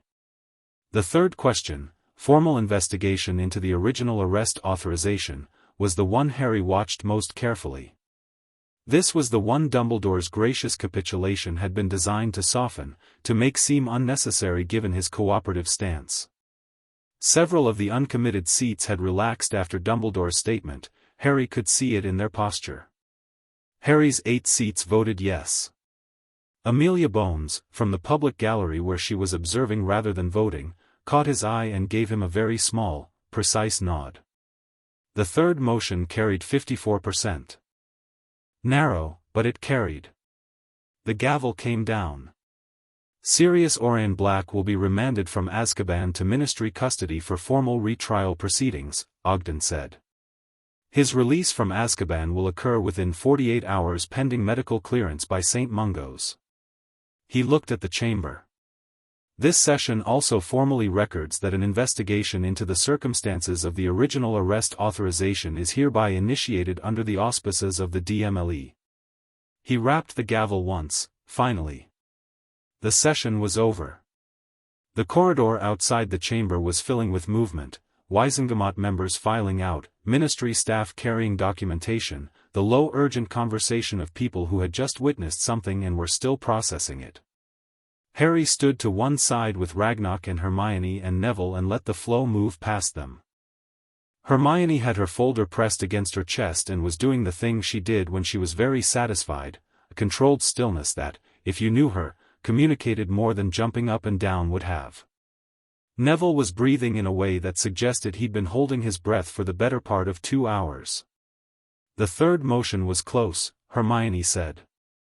Yes, Harry said. It'll matter. And Dumbledore did exactly what I expected, Harry said. He gave up what he couldn't hold to keep what he thought he still could. He looked at the chamber door. We need to see what he does next, because this isn't finished for him. It'll be in the papers tomorrow, Neville said. Gran reads the Prophet every morning. He was quiet for a moment. She's going to know I had the letters. Yes, Harry said.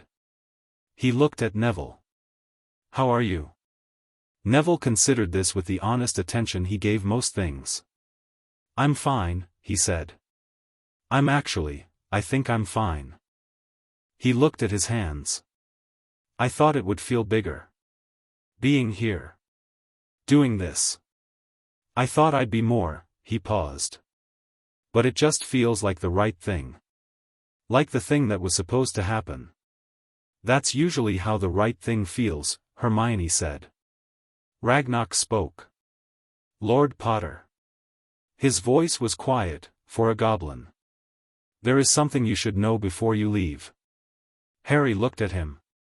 In 48 hours, Ragnar said, Sirius Black will be removed from Azkaban. He will be in poor physical condition. Azkaban's effects on long-term prisoners are significant. He will not be the person your parents described. He said this with the directness Harry had come to value above almost everything else, the directness of someone who respected him enough not to soften things. I want you to be prepared for that. I know, Harry said.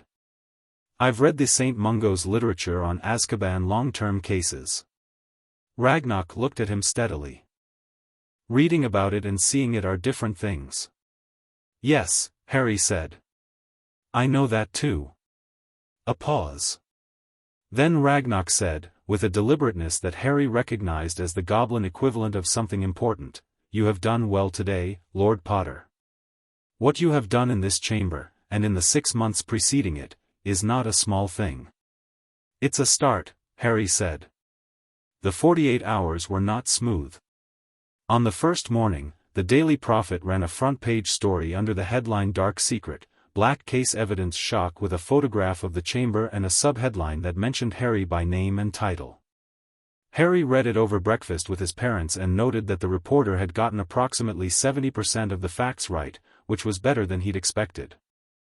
His mother winced at the photograph. It had caught Harry from across the chamber, standing at floor level, and made him look very small, which was true but which Harry found less important than whether the facts were correct. His father read the headline twice and then said, quietly, Sirius is going to read this. They probably get the Prophet in Azkaban, Harry said. Does that help or, I don't know, Harry said. Maybe. On the first afternoon, a letter arrived from Augusta Longbottom. It was addressed to Neville, who was at the house for the strategy review session they'd scheduled regardless of the previous day's events, because Harry believed strongly in not allowing momentum to become complacency. Neville read it at the kitchen table while Hermione pretended not to watch and Harry actually didn't watch because he was reading a DMLE procedural document. Neville set the letter down. She's angry, he said. About the letters? About everything. He paused. She says I acted without permission and without consulting family and without, he stopped. She says a great many things. Does she say you were wrong? Harry said. Neville was quiet for a moment, reading the letter again. No, he said, slowly. She doesn't say that. She says I was, she says reckless and unilateral and inappropriate, but she doesn't say I was wrong. People often criticize process when they can't criticize substance, Hermione said, in the tone of someone who had encountered this dynamic before and had developed opinions about it. Neville folded the letter. He looked at Harry. What do I do? Whatever you decide to do is yours, Harry said. I'm not going to tell you how to handle your grandmother. But, he paused. If it would help, I can write to her. Formally. Under my titles. A letter thanking the Longbottom family for their material contribution to the hearing proceedings. Neville stared at him. You do that? She responds to formal authority, Harry said. You said so. So we use formal authority. He shrugged. It's what the rings are for. Neville was quiet for a long moment, with the expression Harry was learning to recognize as him processing something that reordered his understanding of how things worked. Then he said, yes please. Harry wrote the letter that afternoon. 3 sentences. Lord Potter thanking Lord Longbottom and his family for their courage in providing material evidence to the proceedings. Signed under all 8 titles, sealed with all 8 rings pressing into the wax simultaneously, which Hermione observed was probably overkill but admitted was extremely effective as an aesthetic statement. On the second morning, a ministry owl arrived with the formal notification: Sirius Black had been removed from Azkaban. He was at St. Mungo's under DMLE custody, receiving initial medical assessment. Formal retrial proceedings to be scheduled within 90 days. Harry read the notification and sat with it for a moment. His mother was watching him from the portrait. Do you want to go? She said. To St. Mungo's? Not today, Harry said. He needs, they said the first 72 hours after removal are for medical stabilization. He needs those 72 hours before he has to deal with anything else. He set the notification down. I'll go on day 4. Are you? She started. I'm fine, Mum, he said. It was the first time he'd said it. The word.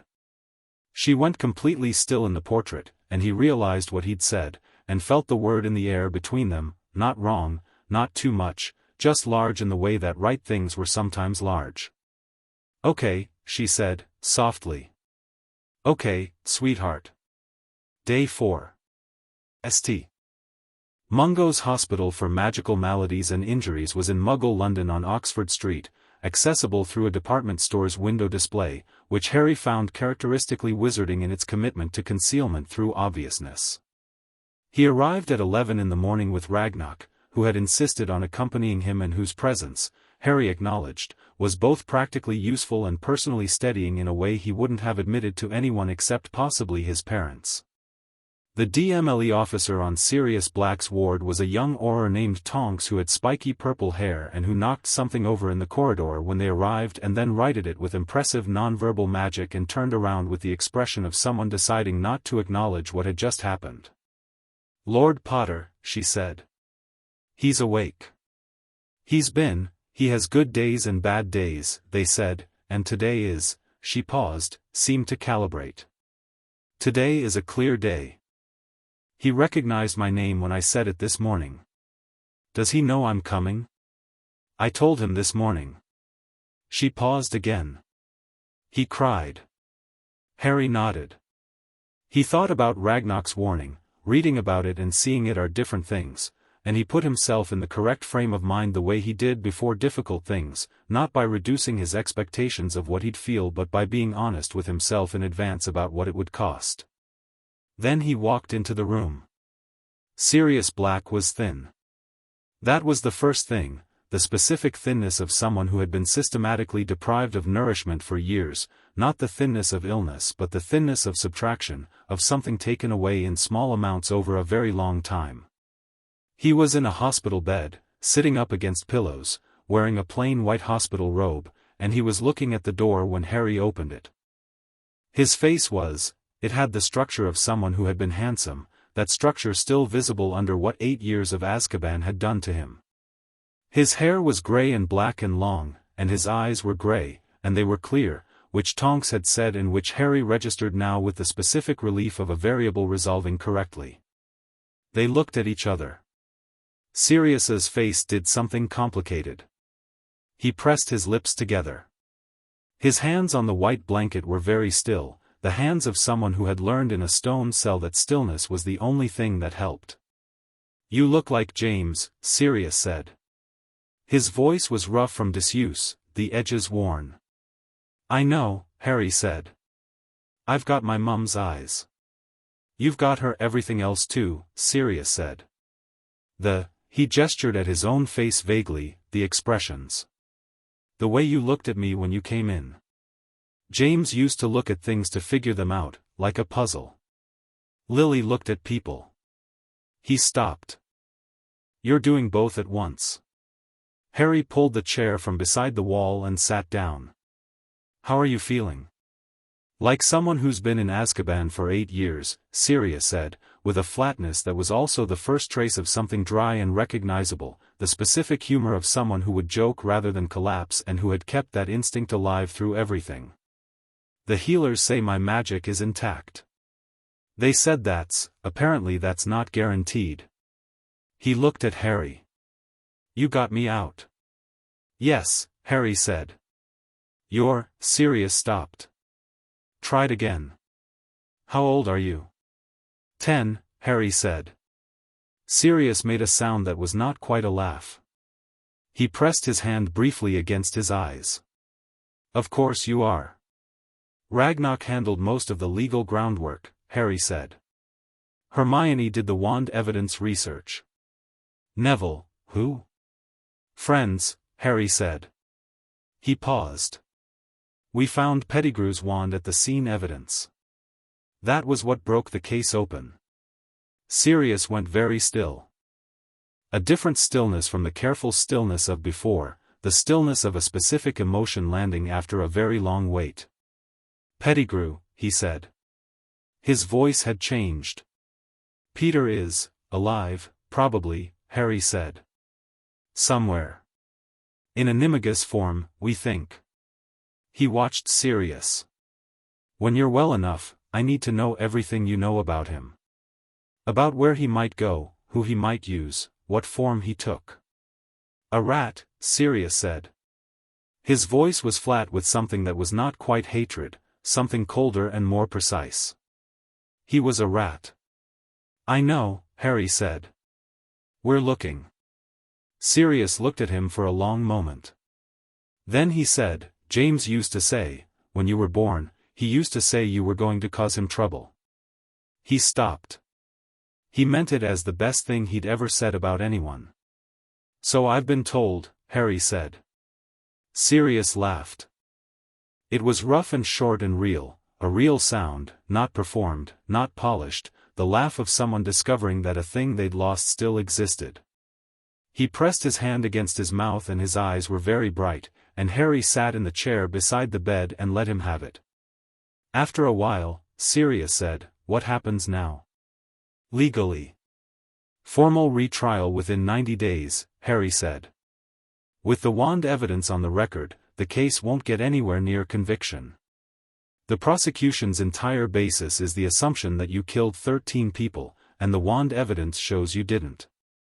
In the meantime, Ragnarok is filing the formal petition for your reinstatement as Black family heir, which was suppressed, and once that's confirmed," he paused. "Once that's confirmed?" Sirius said. "You're my godfather," Harry said. "If you want to be. The Potter will name you as guardian. Dumbledore overrode it, but the will's original provisions are now legally active." He met Sirius's eyes. "I'm emancipated under Statute 7, so I don't technically need a guardian. But the house has 4 floors and a garden and 2 spare bedrooms, and Hermione says I eat too many meals at a desk. Sirius stared at him. It's in Kensington, Harry said. There are books. My parents' portrait is in the sitting room. He kept his voice level, because making this smaller than it was seemed wrong and making it larger than it was seemed manipulative, and the correct register was simply the true one.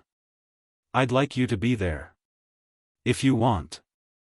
Sirius's grey eyes were wet and clear, and he was holding himself together with the specific effort of someone who had spent 8 years holding themselves together and had become very practiced at it, and Harry looked at him and thought that this was the thing that Dumbledore's efficient arithmetic could not account for, the specific, irreducible weight of one person looking at another and saying I came back for you. Yeah, Sirius said, thickly. Yeah, I'd like that. On the way out of St. Mungo's, Ragnarok said, Dumbledore has filed a formal response to the ICW inheritance proceedings. Harry looked at him. What's his argument? That the emergency guardianship instruments were executed under emergency provisions that should be exempt from retrospective legal challenge. Ragnarok paused. It is not a good argument, but it is a delaying argument, and it will more actions write the next chapter now. Chapter 6, What was stolen? What was built? Spring came to Kensington the way spring came to most of London, gradually, then all at once, so that one morning you woke up and the light through the curtains was different and the garden was doing things it hadn't been doing the day before and the air had a quality that made you want to be outside in it rather than thinking about it from a window. Harry noticed it from a window first, which Hermione said was entirely typical. It was the last week of March, 6 weeks after the hearing, and the house felt different than it had in January. Partly the season. Mostly Sirius. He had arrived 3 weeks ago, discharged from St. Mungo's with a stack of potions and a healer's list of dietary requirements that he'd read once and largely ignored in favor of eating whatever was actually in the kitchen. The first week had been quiet. Sirius moved through the house carefully, the way someone moved through a space they weren't entirely sure was real, touching things occasionally, sitting in chairs and then standing up and sitting somewhere else. He slept erratically. He had nightmares that he never mentioned but that occasionally woke Harry at 3 in the morning with sounds from the second-floor bedroom that Harry had learned to sit with and wait out rather than interrupt. He was getting better. Not in the clean, linear way that recovery looked like in books, in the real way, the uneven way, with good days and bad days and occasionally days that were both within the same hour. On the good days, he was recognizable as the person Harry's father had described. The humor surfaced, dry and quick, with the specific quality of someone who found the world genuinely funny rather than performing funniness as a defense. He argued with Harry's father's portrait with the comfortable ease of a 40-year friendship that portraits and Azkaban had dented but not ended, and those conversations were some of the most alive things Harry had ever witnessed, 2 people who loved each other arguing about Quidditch and old decisions and the present moment with the freedom of people who knew the other person well enough to be honest. On the bad days, Sirius sat in the garden. Harry brought him tea and didn't ask questions, and they sat with the comfortable silence Harry had first discovered at the library with Hermione, and sometimes that was enough. Today was a good day. Harry could tell by the sounds from the kitchen before he'd fully come downstairs, the clatter of Sirius making breakfast at a volume that suggested he'd forgotten it was 7 in the morning. "You're making eggs," Harry said, appearing in the kitchen doorway. "I'm making eggs," Sirius confirmed, with the satisfied air of someone who had recently rediscovered that eggs existed. He was wearing his own clothes now. Ragnarok had arranged a wardrobe from the Black family estate, which Sirius had received with an expression that suggested the whole concept of personal property still sometimes surprised him, and he looked, in good morning light, considerably more like the person in Harry's parents' old photographs. Still thin. But present, which was the main thing. "Hermione and Neville are coming at 10, Harry said. "I know. I got that owl too." "Hermione sent you an owl?" "She sends me reading material," Sirius said. He cracked an egg with unnecessary force. "She's decided I need to catch up on 8 years of legal and political developments. 3 inches of parchment on Wisengamot reforms. A summary of the ICW charter changes in 1985. Yesterday I got a bibliography. She does that, Harry said, sitting at the kitchen table. She's 10, Sirius said. Almost 11. She sends bibliographies, Sirius said, with the tone of someone who had not quite decided if this was alarming or impressive and was leaning toward impressive. Harry pulled the Morning Post toward him. 2 Gringotts letters, the weekly update, which had been growing longer as the proceedings developed, and a flagged item marked urgent that he opened first. He read it. He read it again. Sirius, he said. Something in his voice made Sirius put down the spatula and turn around. Harry held up the flagged letter. Ragnar's found Pettigrew. The full story came in 2 parts, the letter, which outlined the discovery, and a follow-up that arrived by the same blood-sealed method 40 minutes later with additional detail.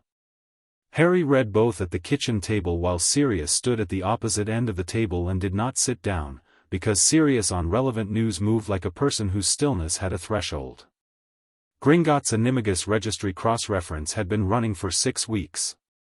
Ragnar had not simply checked the official ministry registry, which as expected showed nothing. Unregistered animagi were by definition not in that system.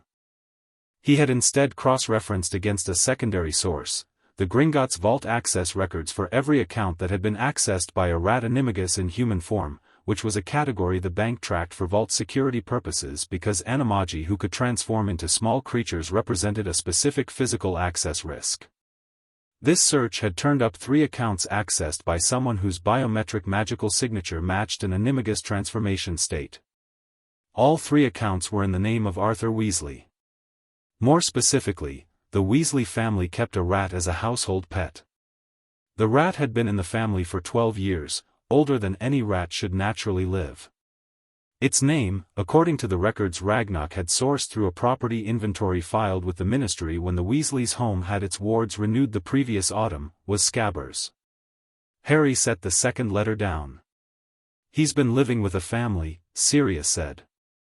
His voice had the flat, cold quality of the bad days, but precisely focused rather than diffuse. As a pet. For 12 years. The Weasleys, Harry said. I don't know them. Pure blood family. Good people. They wouldn't, Sirius stopped. They wouldn't know. They couldn't know. No, Harry said. They couldn't. He thought for a moment. We can't go to the Weasleys directly. If Pettigrew panics and bolts, we lose him again. If he's been there for 12 years and he's scared enough to stay in rat form, he's smart enough to disappear the moment he senses a threat. I can track him, Sirius said. Not yet, Harry said. Sirius looked at him. You're still under DMLE custody pending retrial, Harry said.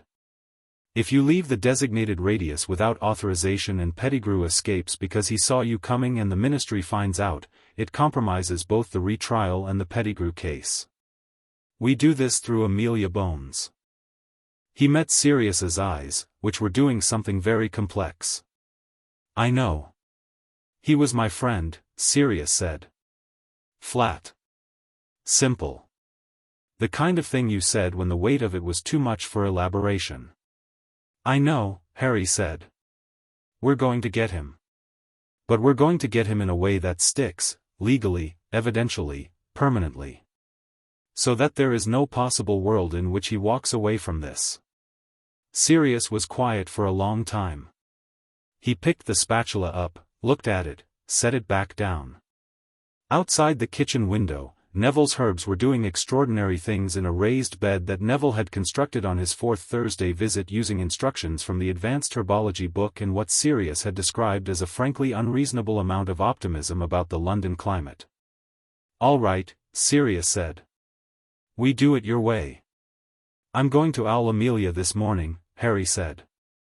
We'll need a coordinated response, Aurors who can confirm the transformation, a containment plan, the retrial barrister on standby for the evidentiary chain, Harry, Sirius said.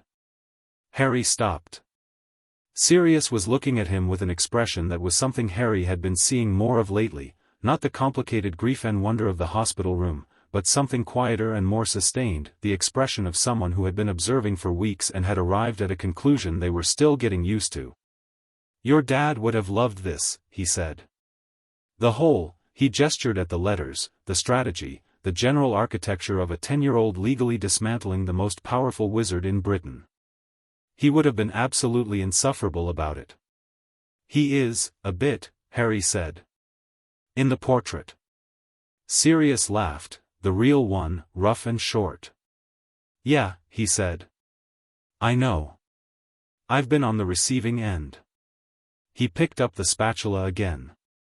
"Eat breakfast first. Then I'll Amelia." Harry ate breakfast.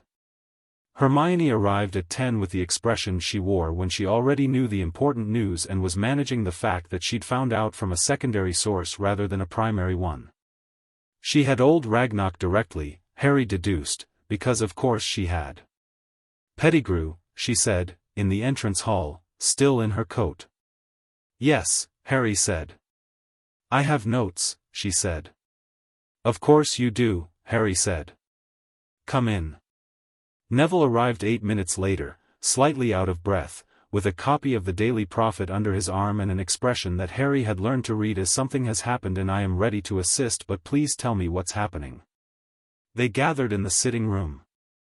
Sirius sat in the armchair that had become his armchair by the simple process of consistent occupation, which nobody had contested because it suited him, close to the fire, slight angle to the room, the position of someone who had learned to keep walls at their backs.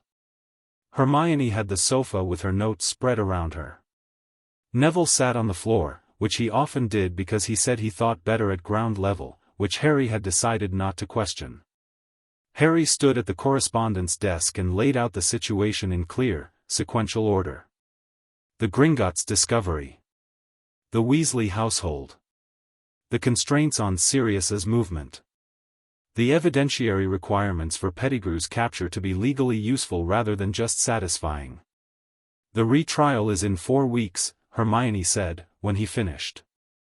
"If we have Pettigrew in custody before the retrial, the case is completely closed, not just the procedural violation argument, but the factual one. It becomes impossible to convict Sirius for crimes committed by a man who is alive and in custody." "The timing works," Harry said. "If Amelia moves fast." "She will," Sirius said. He said it with the assurance of someone who had spent enough time around the current DMLE director to have calibrated her character. Amelia Bones had visited St. Mungo's twice during Sirius's recovery, on ostensibly official pretexts that were in practice something considerably more human, and Sirius had described her as the kind of person who would have been better at everything if she'd been allowed to be. "There's also the question of Voldemort," Neville said. Everyone looked at him. He met the look steadily. If Pettigrew was the secret keeper, and Pettigrew's been hiding for 12 years, he might still be connected to Voldemort. The thing that's left of him. He looked at Harry. "You said Voldemort isn't completely gone. That means he needs to come back somehow. Pettigrew was devoted to him. If Voldemort is anywhere, any form at all, Pettigrew is either already in contact with him or he will be, and if we catch Pettigrew we cut that thread." "Yes," Harry said. "That's the larger picture." "It's a big larger picture," Neville said. "Yes," Harry agreed. "It is." Sirius was looking at Neville with a considering expression. "Your parents were Frank and Alice Longbottom," he said. "Yes," Neville said. "Your father arrested 11 Death Eaters in the 18 months after Voldemort fell," Sirius said. "He was the best field Auror of his generation. Your mother was the one who found the location network, she was the one who figured out how the Death Eaters were communicating after the fall." He paused. "They were brilliant. I want you to know that." Neville was very still. "I know," he said. Then, quieter, "Sometimes I forget that other people know that too." "More people should say it," Sirius said simply, and Neville nodded once with the expression of someone receiving something they'd needed without knowing they'd needed it, and Harry watched this exchange and thought about Augusta Longbottom's letter, reckless and unilateral, and felt the specific, quiet heat of an anger that was not his to have and that he had anyway. His mother said, from the portrait, "What does Dumbledore do when Pettigrew is found?" "Damage control," Harry said. His best defense at this point is that he made decisions based on the information he had, and that Pettigrew's guilt wasn't knowable from that information. Which is technically true. He didn't know Pettigrew was the actual traitor, or if he did, we can't prove it. He paused. The financial claims are a different matter. The money theft doesn't depend on the Pettigrew question at all. He'll try to settle, his mother said. Probably, Harry said. And will you let him? Harry thought about this genuinely, not the way you thought about things you'd already decided but the way you thought about things that had actual competing considerations. Depends on the terms, he said. A settlement that returns the money and includes formal admission of the proxy violations and results in him being removed from the positions that gave him the access in the first place, that's not nothing. That's substantive. He looked at his mother. But only if it's real. Not a settlement that's designed to make the legal proceedings go away while he retains everything that matters to him. He won't accept removal from his positions, his father said. I know, Harry said. So we probably won't settle. Amelia moved fast, as predicted. The owl response came back the same afternoon. She had read the Gringotts report, which Ragnarok had forwarded simultaneously. She and Ragnarok had, in the weeks since the hearing, developed a working relationship that Harry found both useful and quietly remarkable. The DMLE director and the Gringotts director operating with the pragmatic efficiency of two professionals who had been working around the same problem from different sides for years and had finally found a shared door. The plan was clean. A team of 4 Aurors, Tonks among them, which Sirius approved of, having developed a specific fondness for Tonks's particular brand of practical chaos during the hospital weeks, would approach the Weasley property under the pretense of a routine ward renewal check. A transfiguration specialist would be on standby. The goal was to isolate the rat without alerting Pettigrew to the purpose of the visit, get a positive animagus identification through biometric spell, and then effect the transformation arrest before he could bolt. Harry wrote back with 3 additions to the plan, which Amelia accepted with a note that said your additions are better than mine were, with a crisp efficiency that suggested compliments were not something she distributed easily. He also wrote a letter to Arthur Weasley. This one took him longer than most correspondence. He sat at the desk for 20 minutes before he started, because the Weasleys had done nothing wrong, their involvement was entirely unwitting, and they had effectively been living with a Death Eater spy for over a decade, and finding that out was going to be genuinely terrible, and Harry had no interest in adding to that by being clumsy about it. He wrote the letter as plainly as he could. Not full detail. Amelia had asked him not to send the full detail before the operation, but enough for a father to understand that the Auror's visit was not routine and that his family was not in danger and that the thing they would be told afterward was something they had no culpability in. He signed it Harry Potter without titles. He thought the titles, in this case, would be the wrong register entirely. The letter went out with the afternoon post. The Pettigrew operation happened on a Tuesday. Harry was not there. He had thought about requesting to be there and had decided against it, partly because operationally it made no sense and partly because Sirius wanted to be there and couldn't be, and it seemed wrong to attend something Sirius was excluded from on both procedural and practical grounds. Instead, he was at the house with Sirius and Hermione. Neville had an unavoidable commitment to his grandmother, who had received the formal Gringotts letter and had thawed considerably and had invited Neville to lunch in what Neville described as a gesture toward being a different kind of grandmother, which they were all cautiously optimistic about, and they waited. Sirius dealt with waiting the way he dealt with most difficult things, which was by being in motion. He cleaned the kitchen with the methodical intensity of someone channeling something that needed an outlet. Hermione read, which was her version of the same coping mechanism. Harry sat at the correspondence desk and did not pretend to work, because he found that on days when something genuinely important was happening, pretending to focus on other things was a form of dishonesty he couldn't quite commit to. His parents' portrait was quiet. His mother was watching the window. His father was doing the arms-crossed thing that meant he was holding himself still by effort. The owl arrived at 2:30. Harry opened the letter. Pettigrew confirmed. Transformation effected. In custody. No injuries to Auror team or Weasley family. Arthur Weasley was, I'll tell you in person. Come tomorrow. A.B. He set the letter on the desk. Well? Sirius said, from the kitchen doorway. His hands were still soapy. His eyes were very bright. Done, Harry said. Sirius stood in the doorway for a moment. His jaw worked. He looked at the ceiling, briefly, with the expression of someone who was not going to cry in front of a 10-year-old by an act of sheer will. Done, he said. Done, Harry confirmed. Hermione, from the sofa, very quietly said, "Oh good," and opened the next page of her book, which was her particular way of giving people a moment that didn't look like a moment. Amelia told him about Arthur Weasley in her ministry office the next morning. The Weasleys had 7 children. Their youngest son, Ronald, was 10, Harry's age, roughly, and had been given the rat when he started school. Had carried it everywhere. Arthur Weasley had been sitting at the kitchen table when the Aurors came in, and when the transformation was effected and Peter Pettigrew stood in his kitchen in place of his son's pet, Arthur Weasley had gone very white and very still and had not said a word for 4 minutes. His wife, Amelia said, had not been quiet.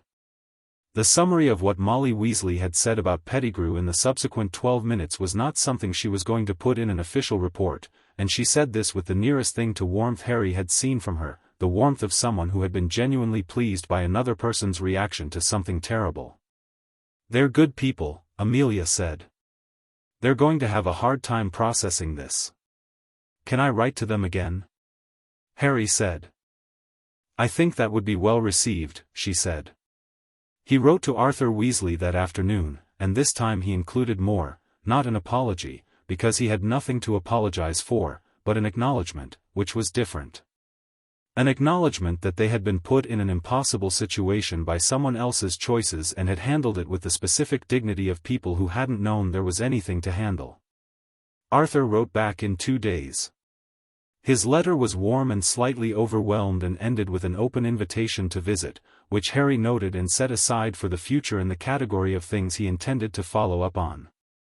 Pettigrew's confession took 3 days to extract and was, Amelia reported, comprehensive. He confessed to the killings, to the betrayal, to 12 years of animagus concealment. He also, under what Amelia described as considerable pressure, admitted to being in contact with a remnant of Voldemort's consciousness, a fragmented piece, parasitic, looking for a host and a way back. Pettigrew had been told to wait. To be patient. To be in place when needed. He had been waiting for 12 years. Harry read the confession summary in Ragnarok's office with Ragnar and Sirius and Hermione beside him. Neville had wanted to come and had also had a grandmother-related commitment, and Harry thought that in some ways the grandmother development was the most quietly demanding subplot of the entire spring, because Augusta Longbottom had decided to change and was doing it with the particular determination of someone who was very good at determination and had simply been pointing it in the wrong direction. "Voldemort isn't dead," Sirius said, when Harry finished reading. "No," Harry said. "He's not. But he can't act," Hermione said. She was on page 6 of the confession summary, which she'd read faster than anyone. "Not in his current state. He needs a host or a ritual, and both require resources he doesn't have right now, especially with Pettigrew gone." "We've bought time," Harry said. "Not permanence." "How long?" Sirius said. "I don't know," Harry said. This was one of the things he genuinely didn't know, and he had learned to say that clearly rather than paper over it. "The problem of Voldemort is its own project, and it's a project that requires more information than I currently have." He looked at Ragnar. "The Horcrux literature." Ragnar was very still. "What do you know about Horcruxes?" "Enough," Harry said. "My father's journals. There are references, he and Dumbledore discussed it, at some point before my parents went into hiding. The theory of how Voldemort survived. He held Ragnarok's eyes. I need access to whatever Gringotts restricted archives have on the subject. That material is in the highest security classification, Ragnarok said. Yes, Harry said. And I have 8 noble house lordships, a Gringotts director as my financial representative, and a demonstrated pattern of not doing stupid things with sensitive information. He paused. Also, if I'm right about what Voldemort did, one of those objects is almost certainly in a Gringotts vault. A very long pause. I'll have the archive access arranged for next week, Ragnarok said. The Wizengamot formal session where the financial recovery claims were finalized happened on a bright April morning, 3 weeks after Pettigrew's arrest, 5 days before Sirius's retrial. Harry sat at floor level again, same configuration as before, except that this time the energy in the chamber was different, not the charged uncertainty of the black case hearing but the settled, procedural energy of something that had already been decided and was being formalized. The ICW had issued its preliminary ruling on the inheritance proceedings 2 weeks prior. It had found, in 4 pages of precise international legal language, that the proxy instruments executed under emergency guardianship provisions had been improperly applied, that the expenditures drawn from the Potter and associated estates did not meet the stated conditions of the instruments, and that recovery proceedings were lawfully initiated. The ICW's ruling was not binding on the Ministry, but it was binding on Gringotts, and Gringotts' records were primary evidence, and the Ministry's own evidence disclosure in the Wizengamot proceedings had not been able to produce a single itemized record of Potter estate expenditures that met the instrument's stated conditions. They had tried. Their solicitors had spent 3 weeks trying. The records did not exist, because the money had not been spent on Harry's maintenance or education. Ragnarok presented the recovery figures to the Wizengamot with the precise, unhurried manner of someone who had been waiting 2 years for this moment and had decided to enjoy it thoroughly. The total recovered was 4,211,000 galleons, which included the original stolen amounts plus interest calculated under Goblin compound rates, which were, Harry had learned, somewhat more aggressive than standard Wizarding Bank rates. Additionally, the Black estate proxy instruments were formally dissolved, with all Black family assets reverting to Sirius Black as primary heir, with Harry as secondary heir under the blood claim. Dumbledore was present. He sat in his 14 seats as he always did, calm, composed, present. He had submitted a formal statement to the proceedings 3 days prior. Harry had read it. It was, as his mother had predicted, a settlement offer, an acknowledgement of the procedural irregularities in the proxy instruments, an offer to personally compensate for any proven financial loss, and a statement of his continued commitment to the wizarding world's well-being. It offered no admission of deliberate wrongdoing. It offered no formal resignation from any position. It offered money and the word irregularities. Harry had submitted a response. 7 sentences.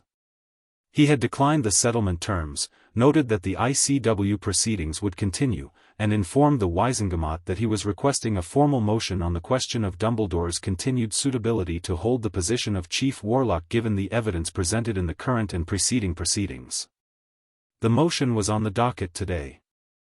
He could feel it in the chamber, the specific tension of something that had not been attempted before, or had not been attempted in this way, a direct challenge to a position that had seemed untouchable. Several of the Wizengamot members above him were not looking at him directly, which was its own kind of looking. Several others were. Ogden called the financial recovery formalization first. It passed, 91-7, with 7 abstentions. The recovery amounts were formally ordered. Ragnarok inclined his head at Harry with the fractional precision of a man who had done what he came to do. Then the Chief Warlock position motion. Harry stood. Lord Potter, Ogden said, with the careful neutrality of a man who had thought a great deal about this moment and had decided that neutrality was what integrity looked like today. The motion before the session, Harry said, is not a motion of personal condemnation. I want to be clear about that. He looked at the chamber. He did not look at Dumbledore. The question is structural. The chief warlock of the Wizengamot is the highest judicial authority in wizarding Britain. That position requires, as a fundamental condition, that its occupant have no current, active, or pending legal conflicts of interest with parties appearing before the Wizengamot. He paused. Albus Dumbledore has active ICW proceedings against him in connection with the estates of 7 noble houses, including houses that hold 8 Wizengamot seats. He has been formally identified in DMLE investigative proceedings related to the circumstances of the Black case. He has filed a settlement response in the financial recovery proceedings that has been declined, meaning those proceedings are continuing. He looked at Ogden. Under Article 14 of the Wizengamot Charter, a chief warlock with active legal conflicts of interest before the body is required to recuse themselves from the position pending resolution of those conflicts. I am moving that Article 14 be formally applied. The chamber was quiet. Not the silence of shock. Most of the people in this room had seen the proceedings developing over the past 6 months and had understood where they were going. It was the silence of a moment that had been approaching for a long time and had now arrived, and the people in the room were deciding what they thought about it. Dumbledore rose. This time when he rose, it was different from the hearing. Then, he had risen to manage, to get in front of the motion, to give ground gracefully and preserve his position. Now he rose and the composure was still there, but underneath it Harry could see the structure of it, could see that it was a choice, maintained, the way a wall was maintained rather than the way it simply stood. He looked at Harry, and for a long moment he said nothing. Then he said, quietly, to the chamber, "I believe Lord Potter's motion is procedurally sound." The silence deepened. Article 14 is clear, Dumbledore continued. I have, in my capacity as Chief Warlock, always held that the letter of the law matters as much as its spirit. If the law requires recusal under these circumstances, then recusal is what the law requires. He looked at Ogden. I will step back from the role of Chief Warlock pending the resolution of the matters Lord Potter has raised. I will continue in my capacity as a member of this body, and I will continue my work at Hogwarts and in my other roles. He paused. I hope that Lord Potter will find, in time, that not everything I have done was as it appears. He sat down. The vote was 64-9.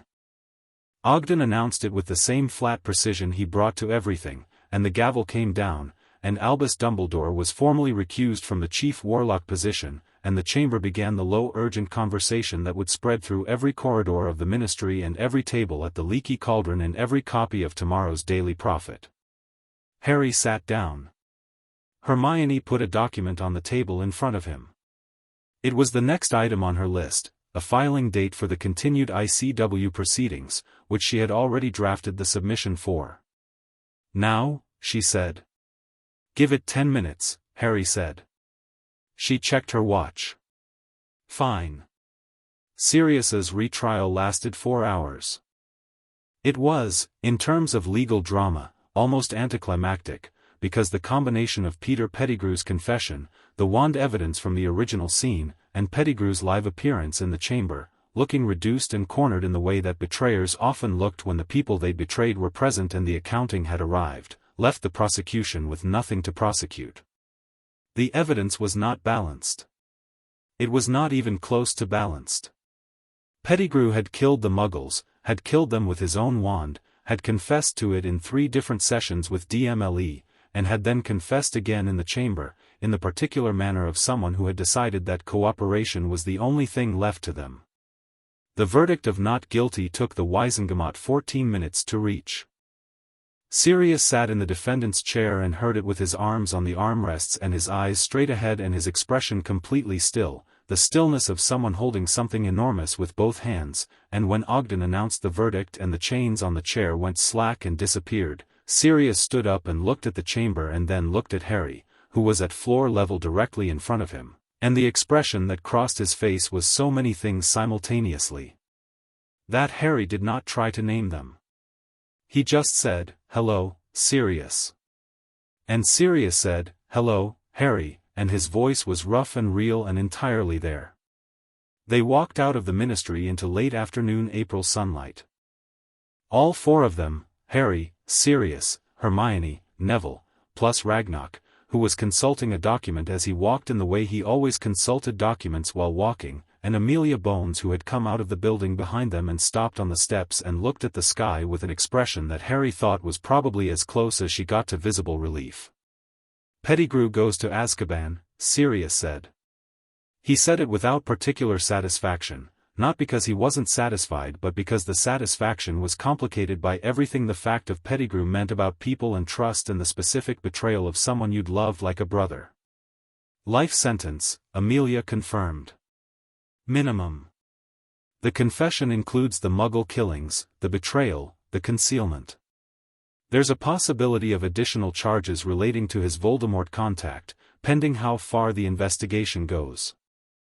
Neville said, "My parents," and the two words had a weight to them that shifted the whole conversation. Amelia looked at him.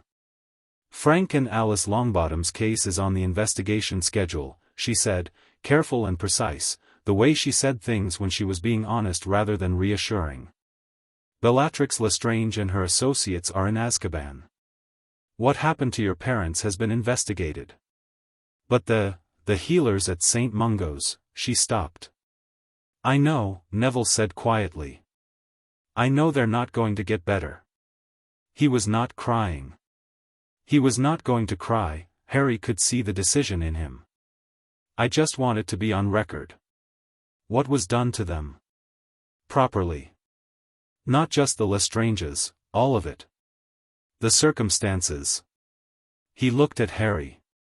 "Like you said. In a way that sticks." "It will be," Harry said. Neville nodded. Sirius put his hand briefly on Neville's shoulder, not a speech, not consolation exactly, just the weight of acknowledgement from someone who understood specific and irreplaceable loss. Ragnock looked up from his document. "Lord Potter. 2 items. "Yes," Harry said. "The Hogwarts letter," Ragnock said. "Your standard enrollment letter was processed this week.